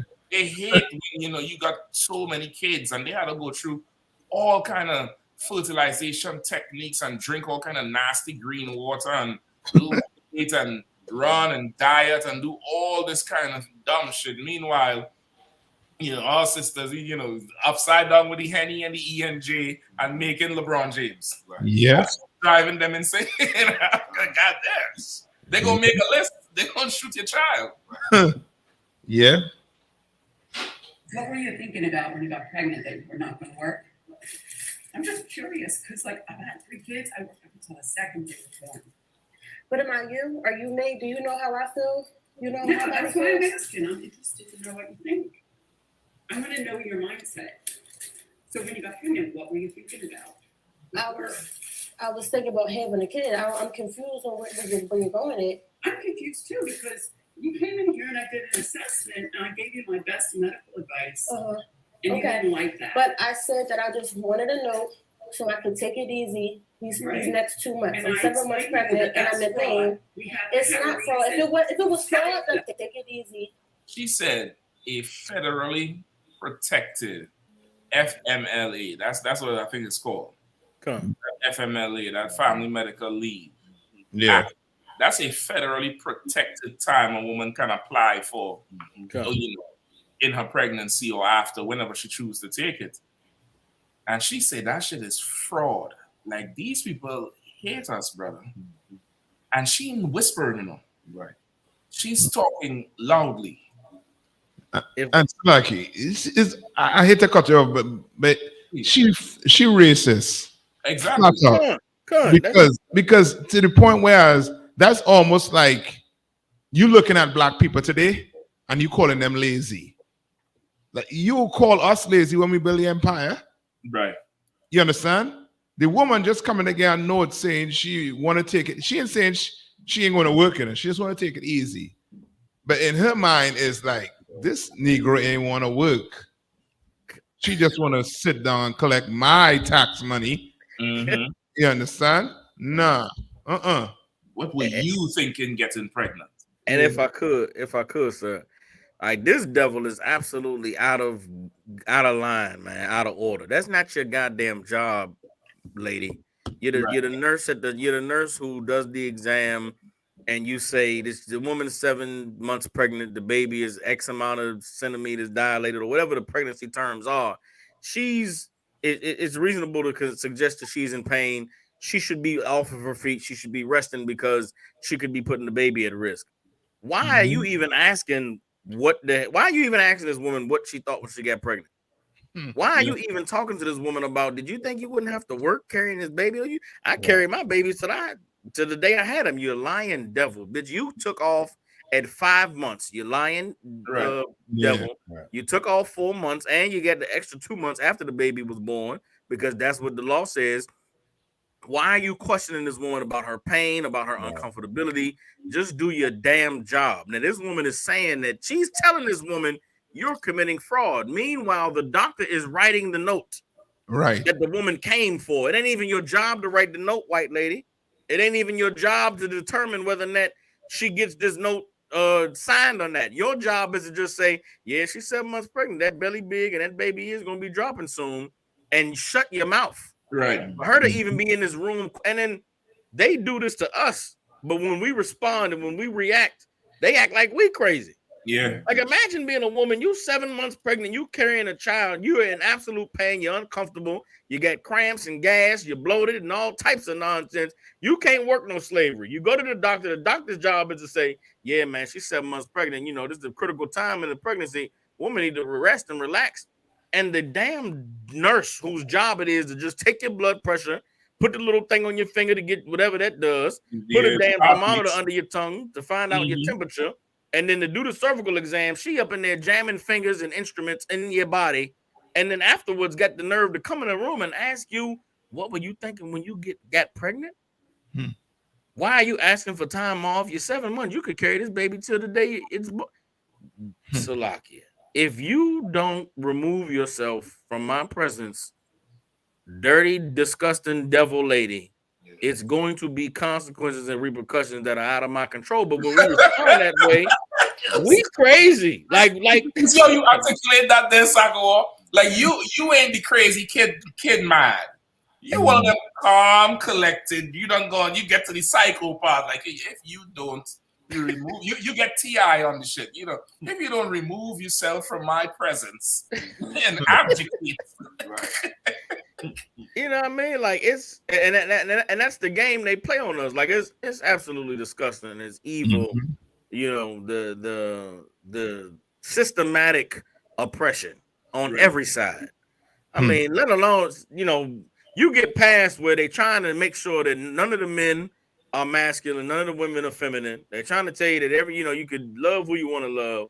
A woman finds a man who's going to put that thing on her, make a baby. She keeps the baby. She goes beyond all of the oppression and all of the second guessing and all of the, should you bring a baby into this world?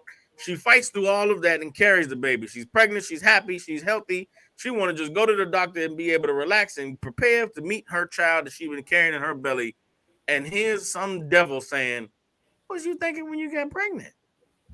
Do you think you're not supposed to be working? You think you're supposed to not work because you pregnant? You should be, bitch. Like it's a lock here, and it's just it's woven into every fabric of this society. There's no way to escape it. Like even if you fight through all of the oppression outside, the woman whose job it is to just perform a simple function like checking to see if I'm actually 7 months pregnant and saying, yeah, doc, she's pregnant. The baby's going to be coming in 2 months. I can't even get through that process without you questioning me, without you asking me these degrading, dehumanizing questions. And then you're going to out your mouth, assume and claim that I'm a liar.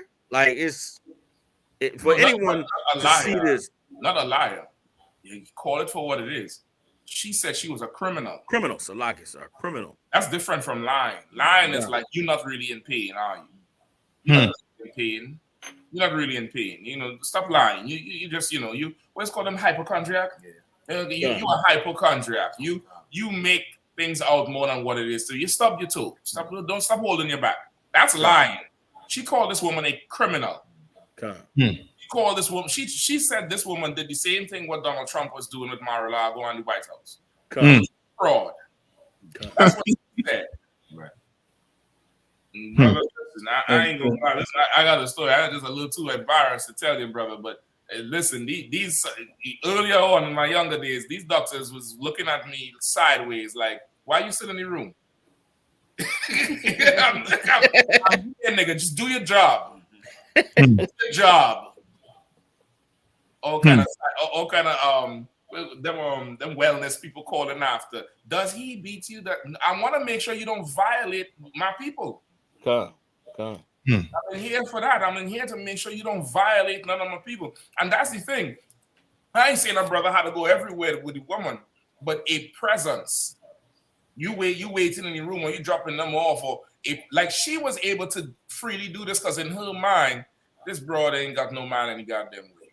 She's just another single mother living off the system, getting pregnant and welfare. That's her thinking. Yeah. Goddamn thinking. Like, we got to separate from these animals, man. Let's play the video out because I have some stuff I want to read. Please, I know we're running up on the time. Let's get some more of the video. These next 2 months. I'm 7 months pregnant and I'm in pain. It's not fraud. If it was fraud, the doctor wouldn't be getting me my note right now. Really? Yes. What I read on your chart isn't true. Okay. So What's on my chart that's not true? I read on your chart what isn't true because I'm the person who saw you and did the exam. Okay. So it's okay. But how do you know how I feel? How do you know how my body feels inside? Because I stuck my hand in there and checked your Okay, you check my. She said, "I stuck my hand in there like it's a cave, like it's a it's the toilet you're unplugging." But how you know how my bones? How you know how my body feels? My legs, my back. How do you know how that feels? How you know how my nausea feels? How you know how my cramps feel? By touching. And you're okay. All right. So this is the nurse practitioner, and look how she's hitting me. Look at it, brother. Nice. Brother. Once again, she's doing that because in her mind, this is just another single nanny goat with a ton of kids. That's how she look at it. This is a single, female dog with a bunch of pups. This is just a heifer with a bunch of damn, little cows, little calves. That's how she looks at this sister right here. Not like this is somebody's wife. This woman belongs to a family. She looks at this woman like a thing. I stuck my hand in there like it's a bag, like it's an object. Listen, like you oppressors, you racist oppressors that cross the line, you're better thank the Lord for the Israelite school if you can't command GEN.YAHANNA, because you violate black men like this here. This is not a violation just to this woman. You violating that man who she belongs to. Some men is not taking that shit. They'll come in there and help you out. They'll come in there and help you out with a list like Santa Claus and show you who's naughty and who's nice. Because that right there, brother, I mean, I think she should be able to do a lawsuit for this shit. Yeah. That's sexual harassment. Yeah. That's, violation of the HIPAA Act. Yeah. Because you're talking about my personal business. Bitch, you are intake nurse. Right. The hell is you? What you doing? That's absolute malpractice. If I could, like I said, this Edomite devil was absolutely out of line and above her pay grade, and just completely unprofessional and disrespectful.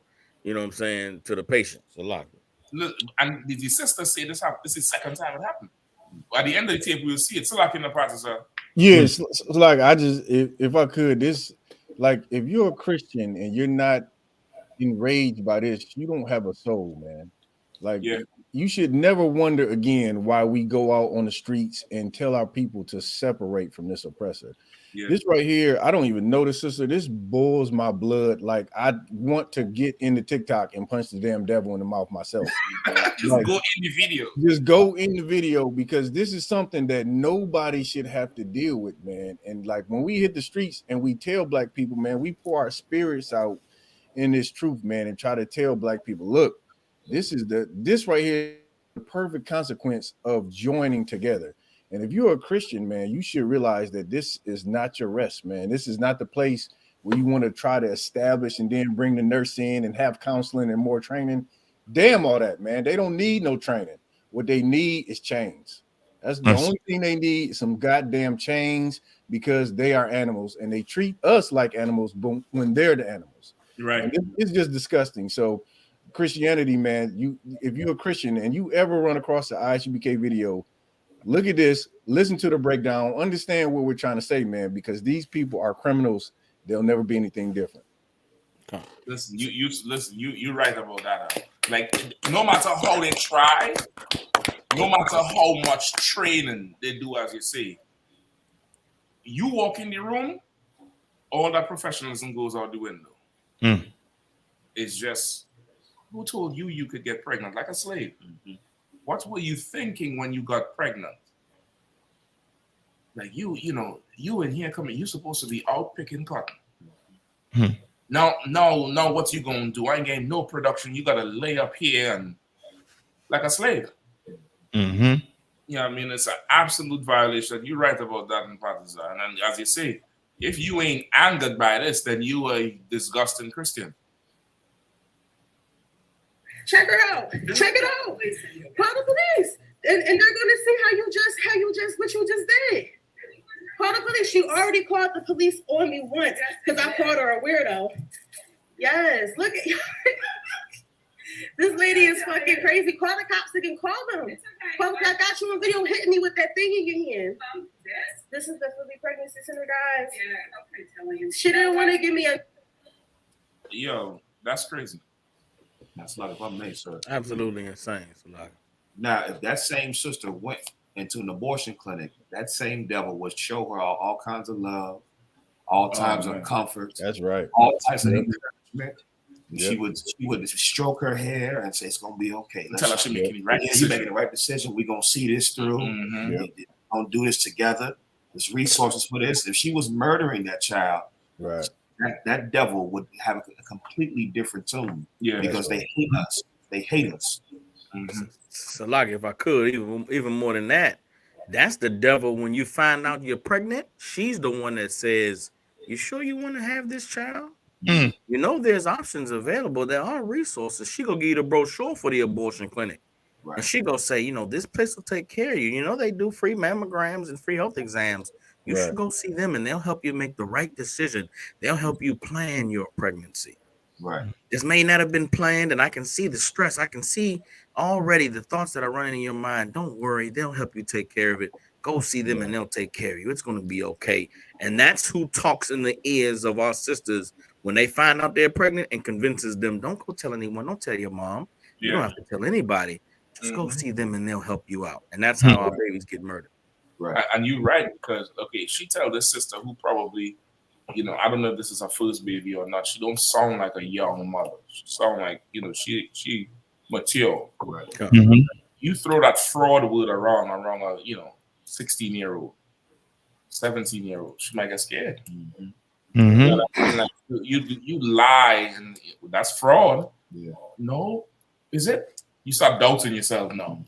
Like, that's what it to us. It's totally ridiculous. If I could, I just wanted to jump. Like, I saw the video, and I you know, remember this book. It's called Medical Apartheid, right? In the frame of the thing, right? It's called Medical Apartheid, which is the dark history of medical experimentation on Black Americans from colonial times to the present, right?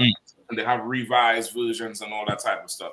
And they have in here, you know, all the, you know, gynecological exams they did on sisters without anesthesia, cut them wide open, all the modern forceps they do to do all them cervix exams. It was designed by this devil called J. Marion Sims, right? He was some doctor. That Pfizer company sponsored him a whole lot too. And he did a lot of that early examinations. They called him the father of modern gynecology. Because he would experiment on the slaves without anesthesia, because it was a normal medical thought that Black people had a higher pain threshold than humans. Like, we were nigh onto animals where we didn't feel anything. Like how an animal would give birth and not cry or scream out, they just drop the baby. That's how they looked at us. right? And this book, it has a whole ton of history from the gynecological stuff, the cancer, the diabetes, and how they would treat the slaves back then when a brother or sister would have a problem, right? I just want to read some of it, right? Give me if I could, give me this page here, 35, then skip to 101, then we'll come back to page 30. Right there. According to polygynists, blacks were physically inferior and were liars, malingerers, hypersexual. Right? They say blacks will say again? Blacks were physically inferior and were liars. They were physically inferior and were liars.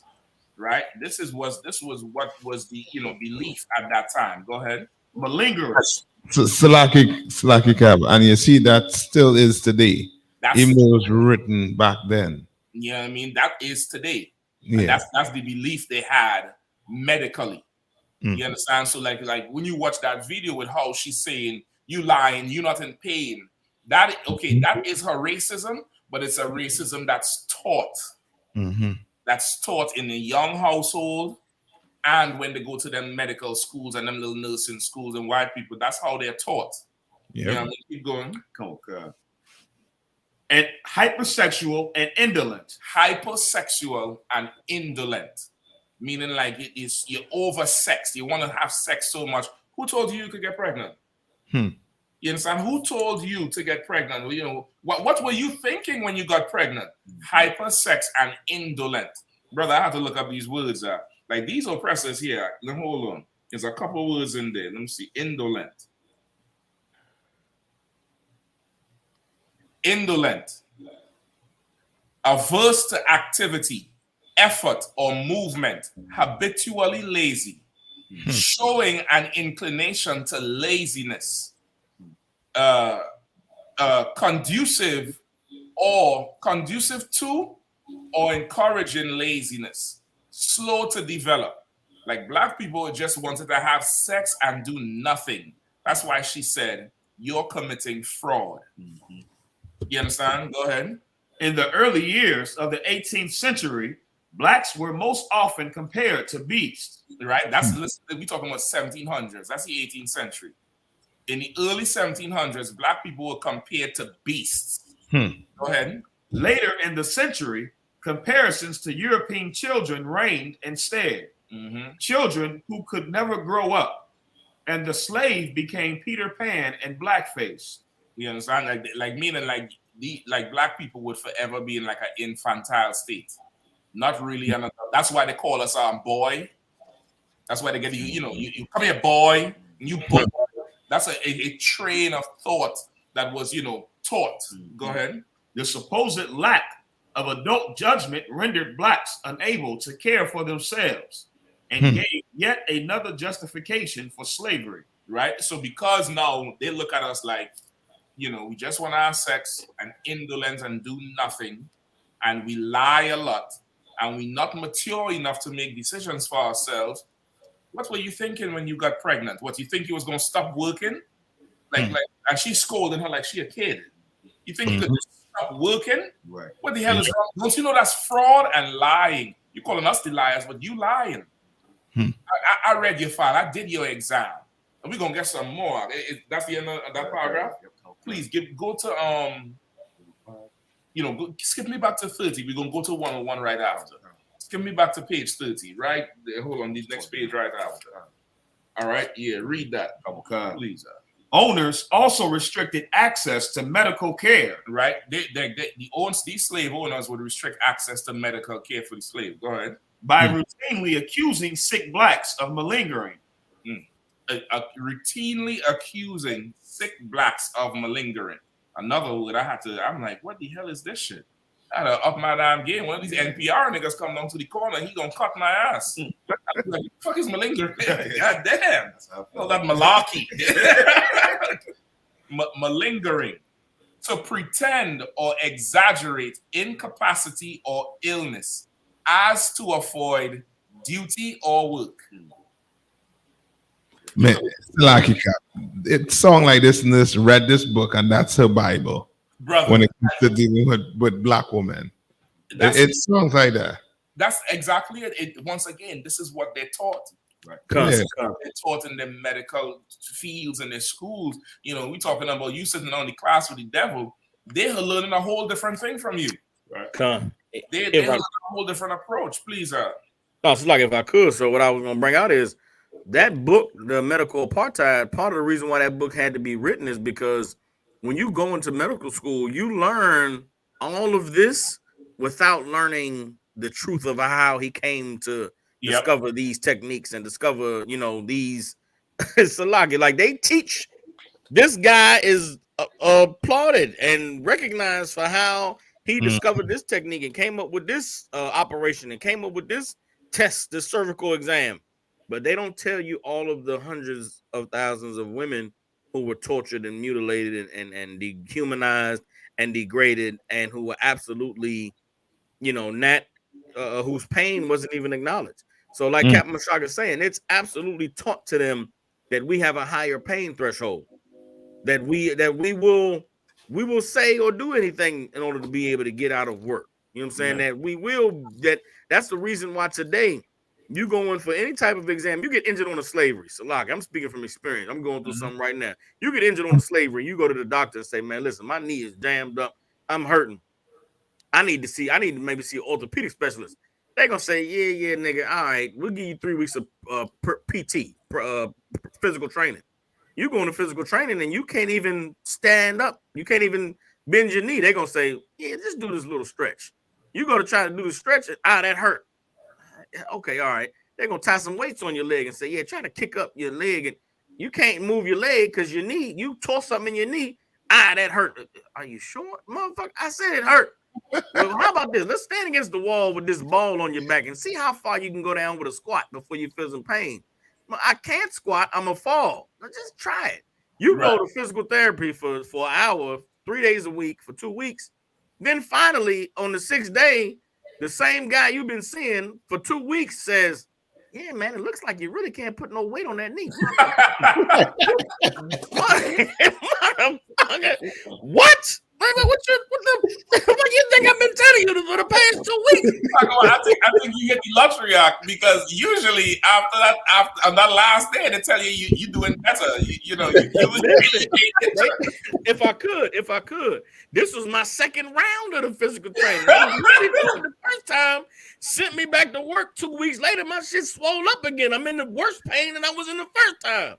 I come back to see motherfuckers like y'all tricked me, motherfucker. You gave me them steroids and them pain pills, and I thought shit was sweet. I get back out there slaving again, trying to bust my ass to make up for the 2 weeks that I was on light duty, only getting 5 hours. I done fuck my shit worse. Y'all better get. I need to see a specialist. Just can you lift the leg, motherfucker? No, I can't. This shit hurts. I'm like fly. I mean, they signed me up 3 days a week. I'm like, listen, I go do it, and I'm slaving. I go do the whole thing. Finally, this motherfucker say, yeah, man, it looks like you really can't put no weight on.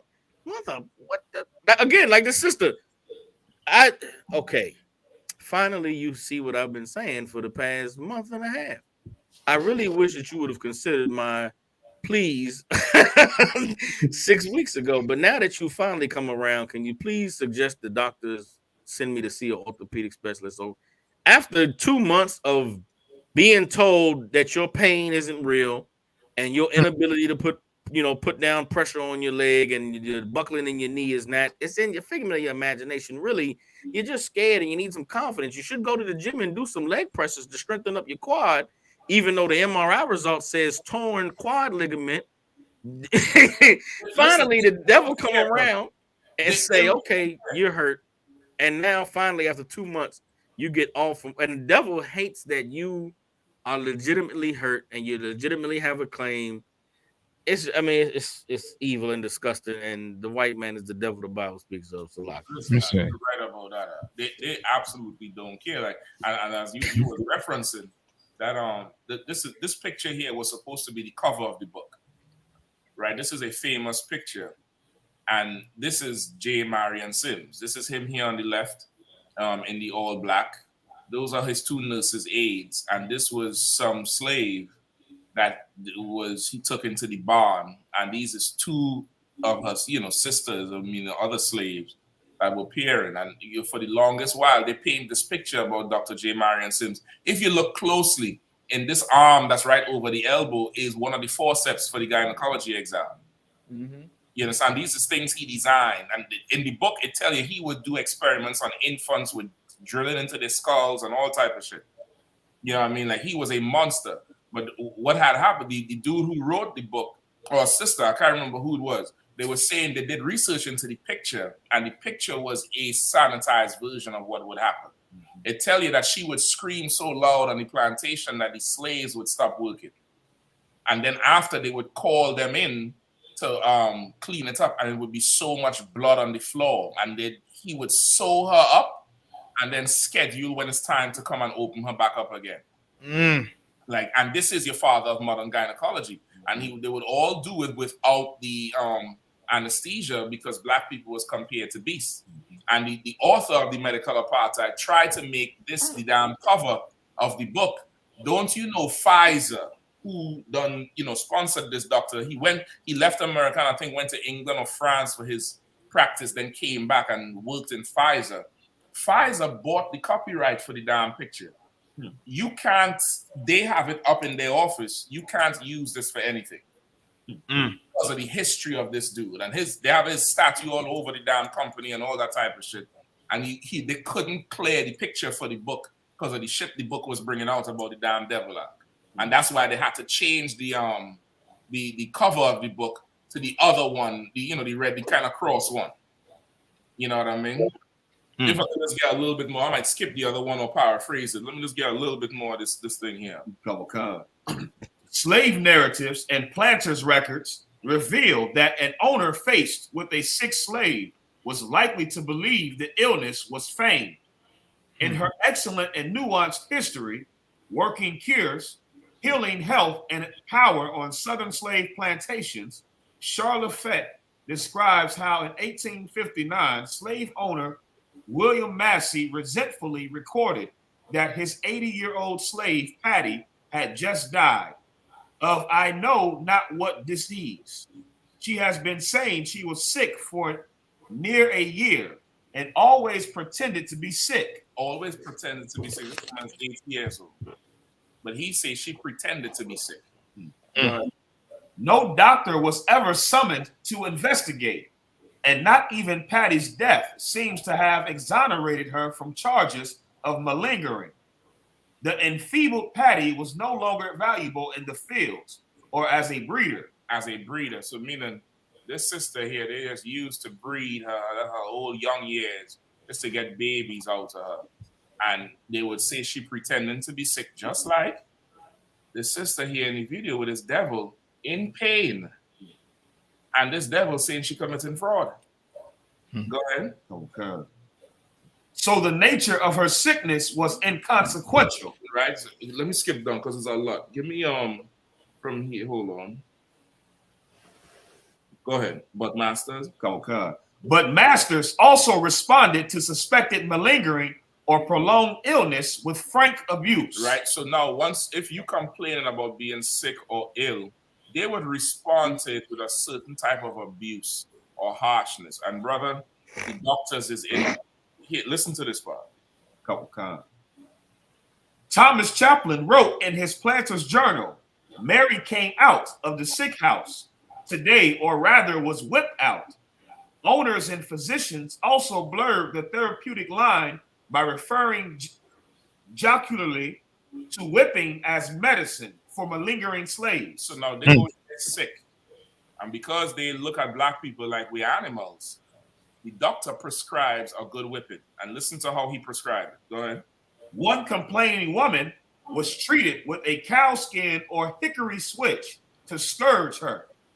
Other doctors recommended that an owner apply 9 drops of essence of rawhide or oil of hickory to the back of a sick slave. You understand? So now they're wording it like this is real medicine.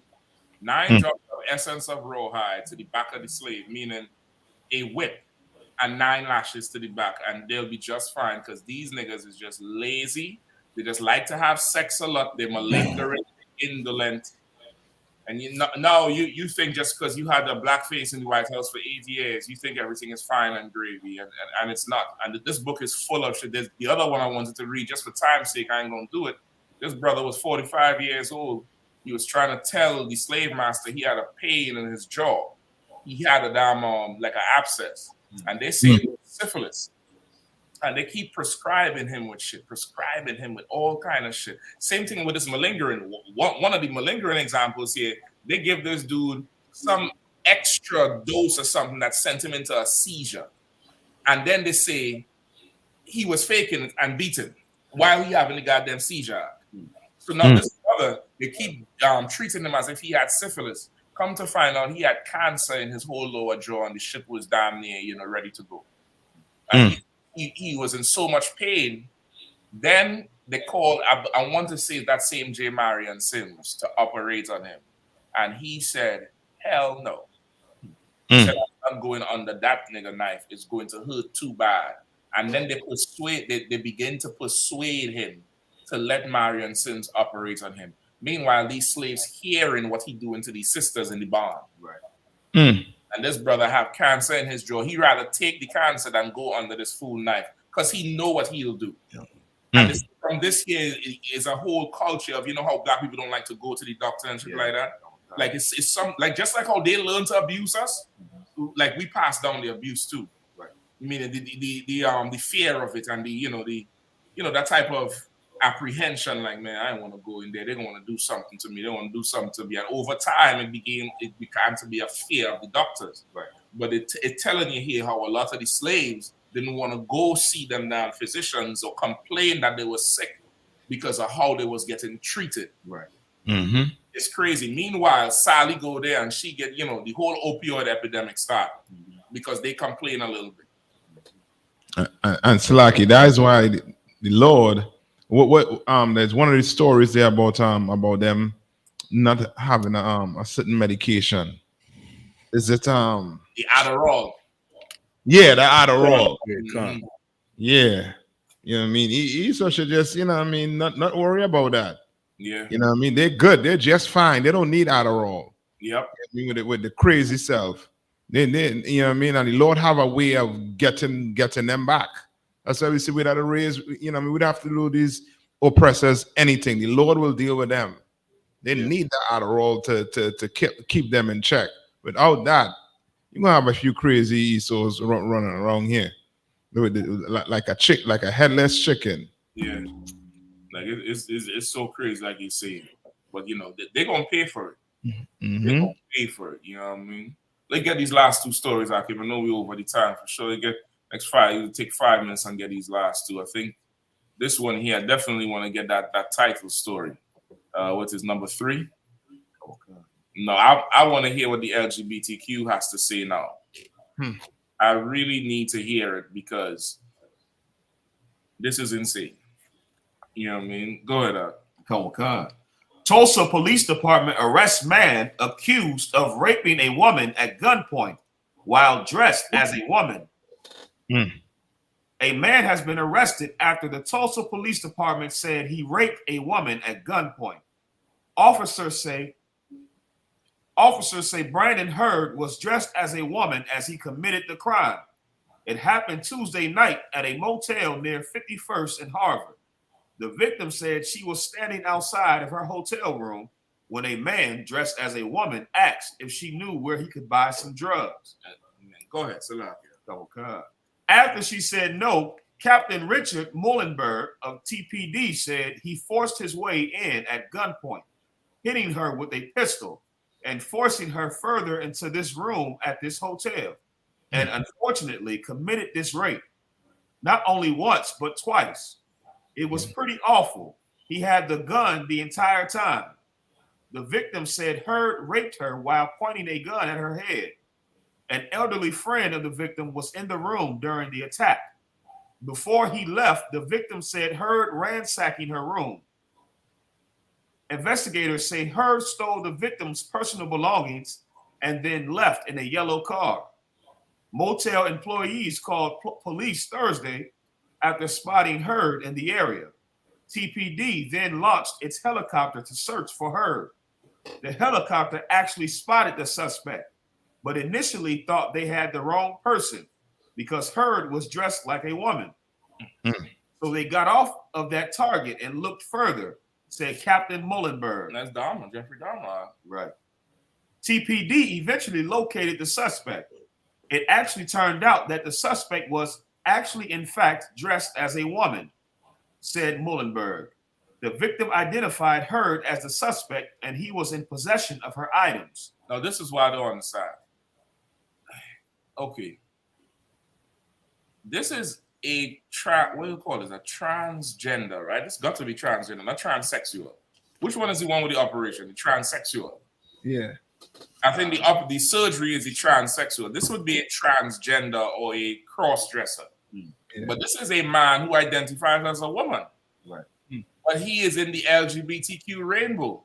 And he walked up to this sister, and I'm assuming it's a sister, and say, you know, I could get drugs. And you sisters, you all have to understand that you can't be having, you can't be having your defensive down around these little homos.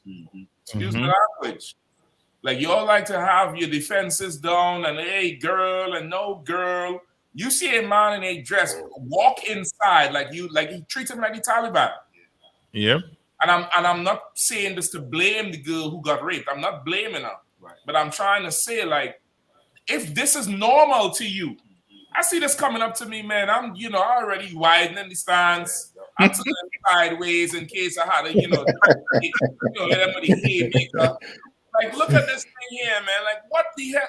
Listen, Dude, that's scary, man. You see this thing walking up to, hey, you know where I could get some drugs? Brother. Yes. And then proceed to pistol whip your dumb ass, take you in the room and rape you not once, but twice with somebody present. And, once again, the LGBTQ had to come out and claim this one. Right. Like, why is the report saying a man dressed as a woman? Why doesn't it say this is a transgender woman? Exactly. Right. Call it for what it is. This is a transgender woman. That's right. This is somebody who identifies as a woman that was born with male genitalia. Right. And that's what they say in the documentary, What is a Woman? Yeah. It's a feeling. Right. He feels like he's a woman. Well, he's a woman then. Let's don't say it's a man dressed like this ain't Halloween. Right. Halloween ain't here yet. Right. You know what I mean? This is a transgender. Call it for what it is. Right. This is a transgender that has sexual deviancy and went to violate this woman with a witness watching. That's a whole other form of deviancy. Yeah. Right. You a witness, like you putting on a show. Right. Like the LGBTQ had to come answer this one. I want to hear his defense. Does he identify as a woman? It's a lot. And not only that, sir, you just said it's so heavy. The gay community not even speaking up on the fact that, okay, according to them, if this was a man, this is a transgender, for them to even put in the article a man who identifies as a woman is hate speech, according to the gay community. That's the wrong pronouns. That's the wrong pronouns. That is misgendering. You understand? You're not even allowed to say the wrong pronouns. And so the article itself should be called hate speech by the gay community if they stood by their actual, tenets of what they believe in. But really, like you said, they don't want to claim this. They don't want to claim that shit. This is the dark side of the rainbow. They don't want to. Listen, this is how bad it is. When she made the report, or whoever made the report, they say it's a man. Right. But if this person didn't violate you, you would respect them and say, well, she wants to be identified as a woman. Right. Remember, the cops was looking for a man, and they pulled up on him first. Yep. And then they said, this is a woman. Right. We looking for a man. And then they spin the block, and then they say, okay, he over here, and they pull back up to the same person. Right. That's when they realize, let me skip it back here to the what they call this, the infrared. Yeah. That's the infrared. I don't know what they call that. That got to be the heat-seeking shit. Cause look, the engine's hot. You see the black spots? Oh, God. Yeah. You see the long hair on the bitch? That's a transgender. Right. Yeah. but they're looking for a man all the time because only when the crime commit, now you want to say it's a man. Right. But when it's time to have fun and get high and respect their space, no, it's, he's respect them. They want to identify as a woman. Right. Well, this is a transgender. This is an LGBTQ hate crime. This is a crime right here. Yep. This is a full out crime right here. This is, there's no way around it. This is not a man that did it. This is a transgender woman that is a woman. Right. A woman who is, what they call it, cisgender or something like that? When you're cisgender. This is the confusion that we have going on. Right. The absolute, this is a, God damn, you in costume. And this woman stood out there and be like, no, I don't know what the drugs are. Smack upside your head, into the room, assume the position. What the hell is that shit? Right. Boy. If it was a brother in a hoodie walking up, she'd have, close the door and talk to him through the chain. Mm-hmm. Yep. The dark side of the rainbow in reality. Right. That's right. That's the rainbow right there. That's it right there. They need to come out and answer for this shit right. Right. See, critical thinkers say, yeah, this is confusing. I don't know if this is a lesbian attacker. I ain't trying to make light of the girls who get raped, but what does we find this as? Right. Man, treat that like a beer and some spandex stuff, man. God damn, that's yogi. You know what I mean? And you'll understand you'll understand the danger you're in. And like we've been trying to, teach brothers and sisters that community is very violent. Yeah. You understand? Very violent. You know what I mean? Don't get caught up with what you're seeing on TV. What you're seeing on TV is just is the stories make believe. In real, these people are violent. Right. You understand? And treat them like that. Yep. You know what I mean? Always be on guard when you're dealing with them. When you're dealing with them, always be on guard. You're absolutely right. As I said, treat it like a beer in spandex, man, with a wig on. Absolutely. God. It's like you was gonna say something? No. So I was just gonna say, we living in very perilous times. It's just like everybody has to be on guard. Like you said, Cap, you have to have your guard up around these types of people because anyone, we're living in times where people are willing to do anything. There's no low anymore. Like there's no place people are not willing to go in order to be able to get what they want. And it's unfortunate, it's important that we bring out these stories so we can alert our people to what's really going on. But next it's going to be men. It's going to be a man that's going to that gets a gun shoved in his face and gets pushed in the room and gets violated by a man in the dress. Listen, it probably happened already, Sakji. It probably happened already, and he make the claim, hey, I just get raped by a man. Okay, what he looked like when he was wearing a dress. Right. And they dismiss the shit because it's a man making the claim of rape. And I guarantee if they delve more into this shit, I'm gonna ask Oklahoma if they could follow up on this. See, it's saying that they're local. He probably done did this a few times, and I guarantee he violates some man or some young child. Mm-hmm. And they dismissed the shit because the report was this person was high or drunk. Right. A man raped him with a gun, but it's a woman. Right. You sure? You know what I mean? And as you're saying, they're so violent. I know you all saw. Y'all remember this one? Come. Right. This is at some LGBTQ protest about abortion. What? They actually have fulfilling you the whole time. Guess what? Hey, destruction of private property. If somebody gets raped by somebody and they're like, I'm a 16-year-old and I can have this baby, think you should keep it? It's a baby. If someone is raped and she gave birth and she decided to kill her 3-year-old child. Wow. Get your phone. Someone call the cop. You standing up talking to a crazy person, man. Right. You're standing there talking to a lunatic, talking to a mentally unstable person, just like this fool here. The violent and the mentally unstable. Right. The NSSM, what is the DSM 90. It's a mental what the hell they call it? A mental problem. Right. He just kicked the brother, roundhouse, flattened the brother in a mid-conversation. And once again, these women be so allowing of these LGBTQ. They don't try to stop them. Right. They invite them, and then they get violated. It's almost, as I said, like they drop the defense on them because they're not masculine, they're not aggressive, you know what I mean, in first sight. It's almost as, you know what I mean, they calm, you know what I mean, tender, until you get them on the other side, or whatever side they want to take it to, and you get to realize, oh, you know what I mean, you're in deep waters. And this is the ironic thing. Somebody who is masculine will never harm you. Right. Yeah. Exactly. The masculinity they're scared of is where the safety is at. You understand? That feminine vibe, that's what's going to harm you. Right. You know what I mean? Salaki. If I could, this is the literal manifestation of wolves in sheep's clothing.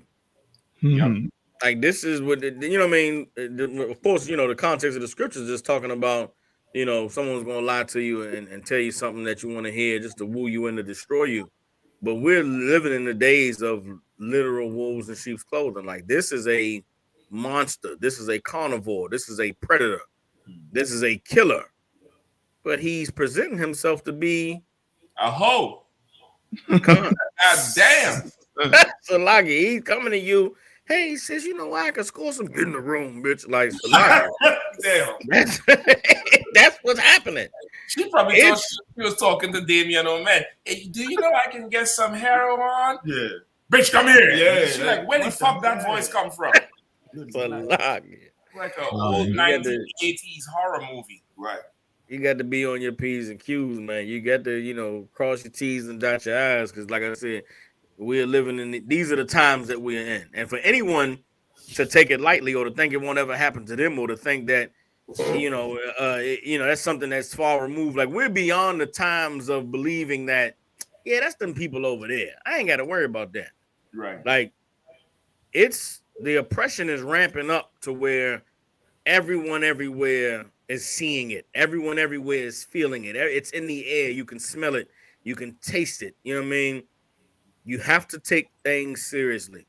And if you're going to safeguard yourself and your family and your people from these things, you have to be on the side of the Lord's protection. It's not enough to just think, well, you know, I teach my children the right way and we do things. I'm a good person and I, you know, help out in the community. No, you have to be on the side of righteousness. You have to be on the side of you know, Christ. It's not enough to just think that you're doing a good job. There's a lot of people out there who unfortunately think that they are good people. They think that they do enough in the community and they help out and they're giving out good karma. They think good karma gonna come back to them. They don't recognize that if you are not righteous, then you are subject to all of the lust and the sins and the evils that are going to befall sinners in these times that we're living in. Your only defense against this evil is to be righteous and to teach your children righteousness and to make sure that we establish the culture that the Lord requires in order for us to inherit the kingdom that he promised us, man.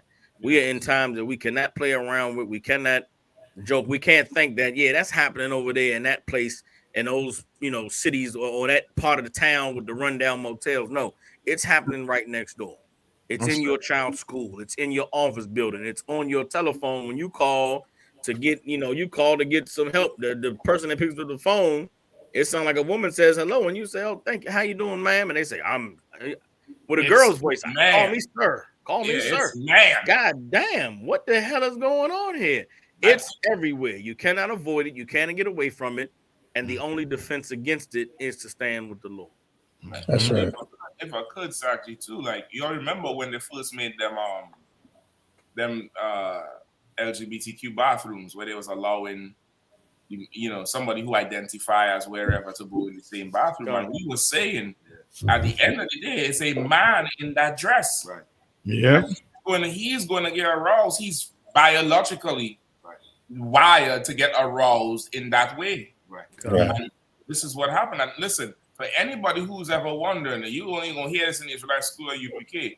This is the proof that a rapist is a homosexual. Right. This right here is the absolute proof that a rapist is really gay. Right. He doesn't like women. Right. He likes men and hates women. So he had to beat her in the head with the gun, but stick the gun in her head, have her terrified and feel her body shaking and she can't move, and go and have sex with her and then do it again. He so turned on, he do it again. Come. And then walk out the room and go right back to being gay. Right.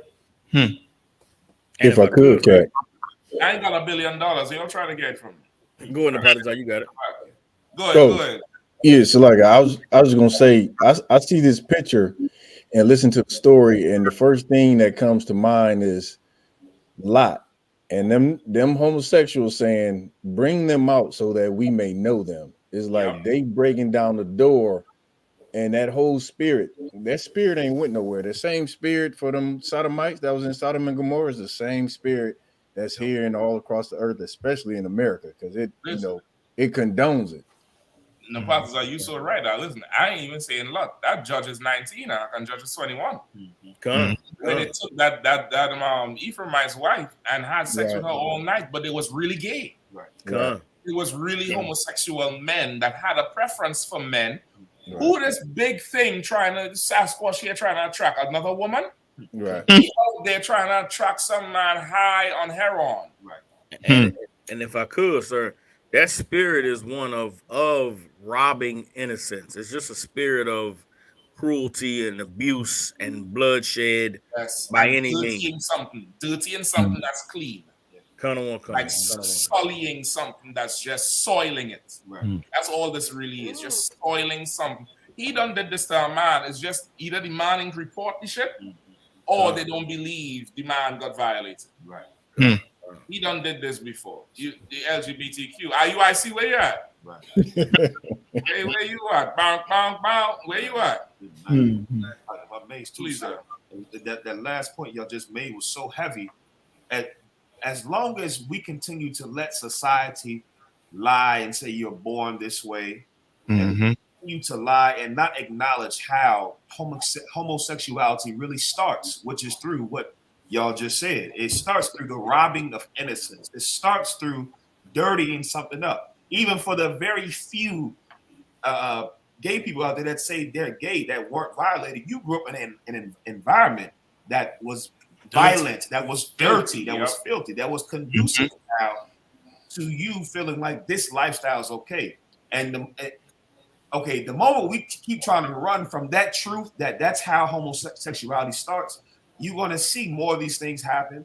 You're going to see homosexuality and violence flourish because we're not acknowledging that the gay community is not a community of happiness like they show. All of the parades and happy, it's a community of sickness, of mental illness and darkness and violence. And that's how it starts. And if you can't admit that's how it starts, you foster the environment now for it to flourish. He out there getting his Jeffrey Dahmer on. Right. He out there pretending and fooling the police. Right. And, raping people. He just ain't killed nobody yet. Right. You know what I mean? One last one and we out to here. This one's going to be quick. This is, hold on. He was my murderer. This is the one with the zombie. Hawking my baby. This is the zombie shit. You'll be able to slap you on that what's it called? I think it probably have a good video on it. You just dropped serious allegations against senior reporter at The Root, and here's what you may not know. We already know that the New York Police Department is nothing like what you see on Law & Order. But a new lawsuit just dropped with some pretty serious new allegations against the NYPD that, if true, cast a much darker shadow on the department. According to the lawsuit, the NYPD has been illegally sending people with warrants in their system to Rikers and other city jails without putting them before a judge. Lawyers in this case say this isn't just a one-off, but a policy enacted by the NYPD spanning back years. The NYPD public information officer declined to speak to the root for the story because of the pending litigation. But there's still a lot to talk about with this lawsuit. According to the document, some of these warrants aren't even valid. Paul Phillips, the lead plaintiff in this case, says he was detained for 4 days in Rikers in 2020 over an already vacated warrant from the 1980s. According to the lawsuit, had a judge actually looked at the warrant, it would have been readily apparent that the warrant was invalid. Like, brother, I remember Commander Johanna bringing this out, but it wasn't in New York. Right. One of them states in the South was doing, I think it's Louisiana or St. Louis, where they were getting old warrants that done gone and pulling you over, and of course your name on the warrant, or even a name that's similar to yours, Ben Williams, and they pull you over, and it's a dead warrant. Right. Imagine after Khalif Browder, these bastards in New York still doing this shit. Right. Brother, let the Lord bring more plagues out. They say during COVID, the #1 death of police officers was not shootings on the job, was not suicide, it was COVID. During them 2 years of lockdown, the #1 killer of police officers was COVID. Y'all continue hurting the Lord's people. And watch and see he don't bring something in the handcuff key. That's right. That's right. Because you're evil, man. And this is a dead warrant. Listen, this Williams dude here who suing them, he said he is going to literal panic attacks when he see the siren behind the car. Because he don't want to go back to Rikers. Wow. So, like, sir, if I could, I'd just go back to those old slave codes and the Jim Crow laws where you didn't have to have committed a crime. They just came with any reason to just grab you up, throw you in take you before the judge, and now you in the chain gang. There was no, and this is the one more thing. Alex Jones, conspiracy theorists, and them patriots, they afraid of getting treated like niggas. They afraid. They see this and they say we're next. See how they doing them niggas? They don't have no respect for the law. They don't have no respect for due process. They don't have no respect for what's written on the books. If we don't stand up, if we don't rebel, or we don't go storm the Capitol, then we're next. Black man, black woman, Native Indian man, Hispanic man and woman, wake up, come back to your power, which is the Most High, and learn to live righteously so that we can stave off the destruction this oppressor is trying to bring down on us swiftly. So that's right. That's right. Listen, I ain't gonna go no further. Listen, y'all can go check out the story on your own. They said for the month of September or October, I forget which one, but it was recent. They say 16 people done dead in Rikers just for the month alone. And they're sending people, to jail on zombie warrants, meaning it's dead. And they say the judges ain't doing no due diligence to really look at it and realize this is some bullshit. This is just a cash cow for them. Right. This is federal mandates and budgets and all type of shit, man. Listen, y'all listen. If y'all ain't with us, y'all against the Lord at this point. If you're supporting the UPK, you absolutely hate what the Lord have in store, man, and hate justice. Because what's going on, what's going to happen in the future is absolute justice. Just think about how much things we still do not know about what they're doing to us. And then, you think you're going to look up with some dumb, gun, some fly-by-night militia and go and storm the Capitol like them devils. That ain't going to work, man. You need the Lord who does not sleep. You need the Lord who does not sleep and get reports on everything to execute judgment and justice, the right way, because we're going to be selling it short. So once again, again, thank you all for, tuning in tonight with us. Always went a little bit long tonight. A lot of so long. Again, don't forget Commander GEN.YAHANNA. He's going to be in Baltimore on Monday night from 7 p.m. 7 p.m. on Monday night. Stay tuned as either Black Watch or the online class page. Closing of the Feast of Tabernacles, Monday night, 17th of October, 7 p.m. Make sure and check it out. Make sure and tune in. Tell a sister, tell a friend, tell everybody, man. Tune in, rock it out. Also, this Thursday, Jeremiah Hyman going to be live from Mexico.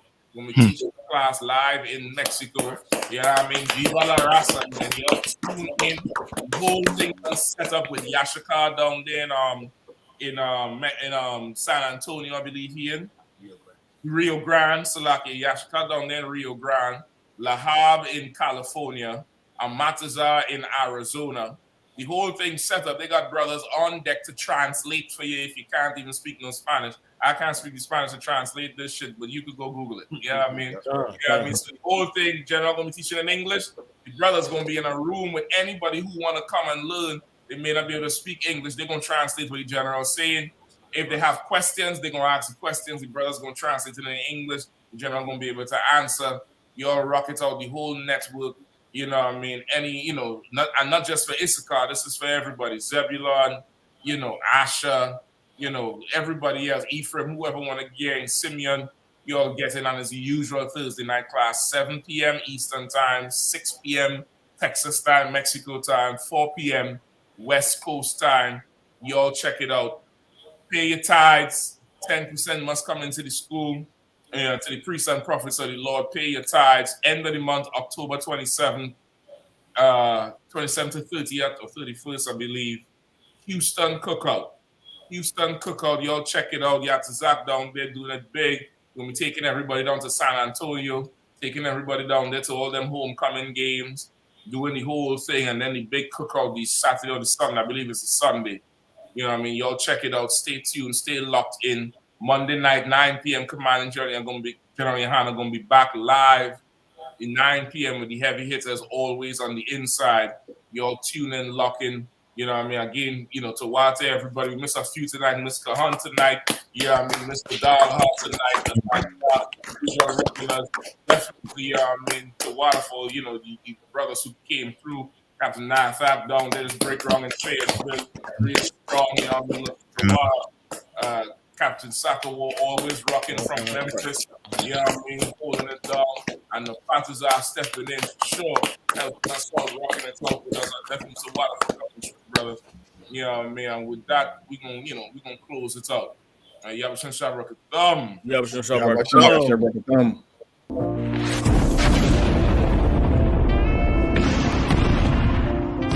Shalom Israel, aquí con ustedes su servidor del todopoderoso I.S.U.P.K de la Escuela Israelita de Conocimiento Práctico Universal, dejándoles saber que nos acompañen este jueves 20 de octubre. Vamos a tener el general Mahaimen aquí en el programa de I.S.U.P.K México, dejándoles saber que los morenos, los indios nativos y los latinos somos los verdaderos israelitas que están escritos en la Biblia. No se te olvide, sintoniza este jueves 20 de octubre con el general Mahaimen para que puedas tú saber la historia de quiénes son los verdaderos israelitas de la Biblia. Si eres cristiano, si eres católico, recuerda, aquí es tu oportunidad de saber verdaderamente quién eres tú. Latinoamérica, te invitamos. Centroamérica, te invitamos. Sudamérica, te invitamos. Ven y recuerda quién eres tú, los verdaderos israelitas que se encuentran en la Biblia. Sintoniza, te esperamos. Hey, Shalom, SHALAM. This priest announced for Hab, Altar 5000, letting you know that General Mahaimen teaching in class October 20th.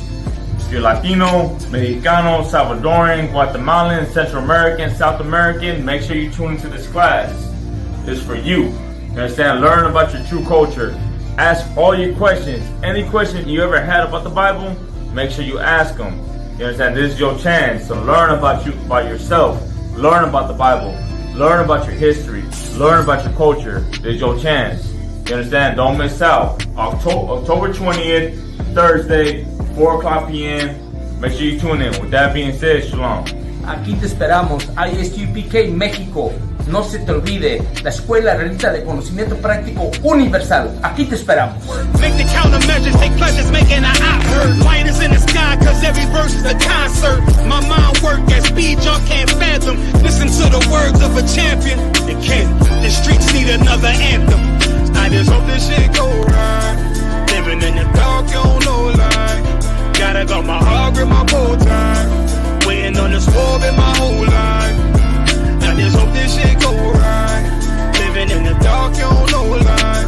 Gotta got my heart with my bow tie.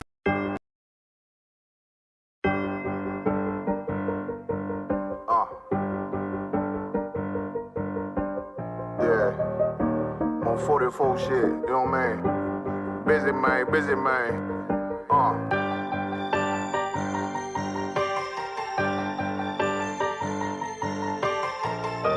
When that shit drop, you step all the way on their neck, step on their neck and their head with that shit.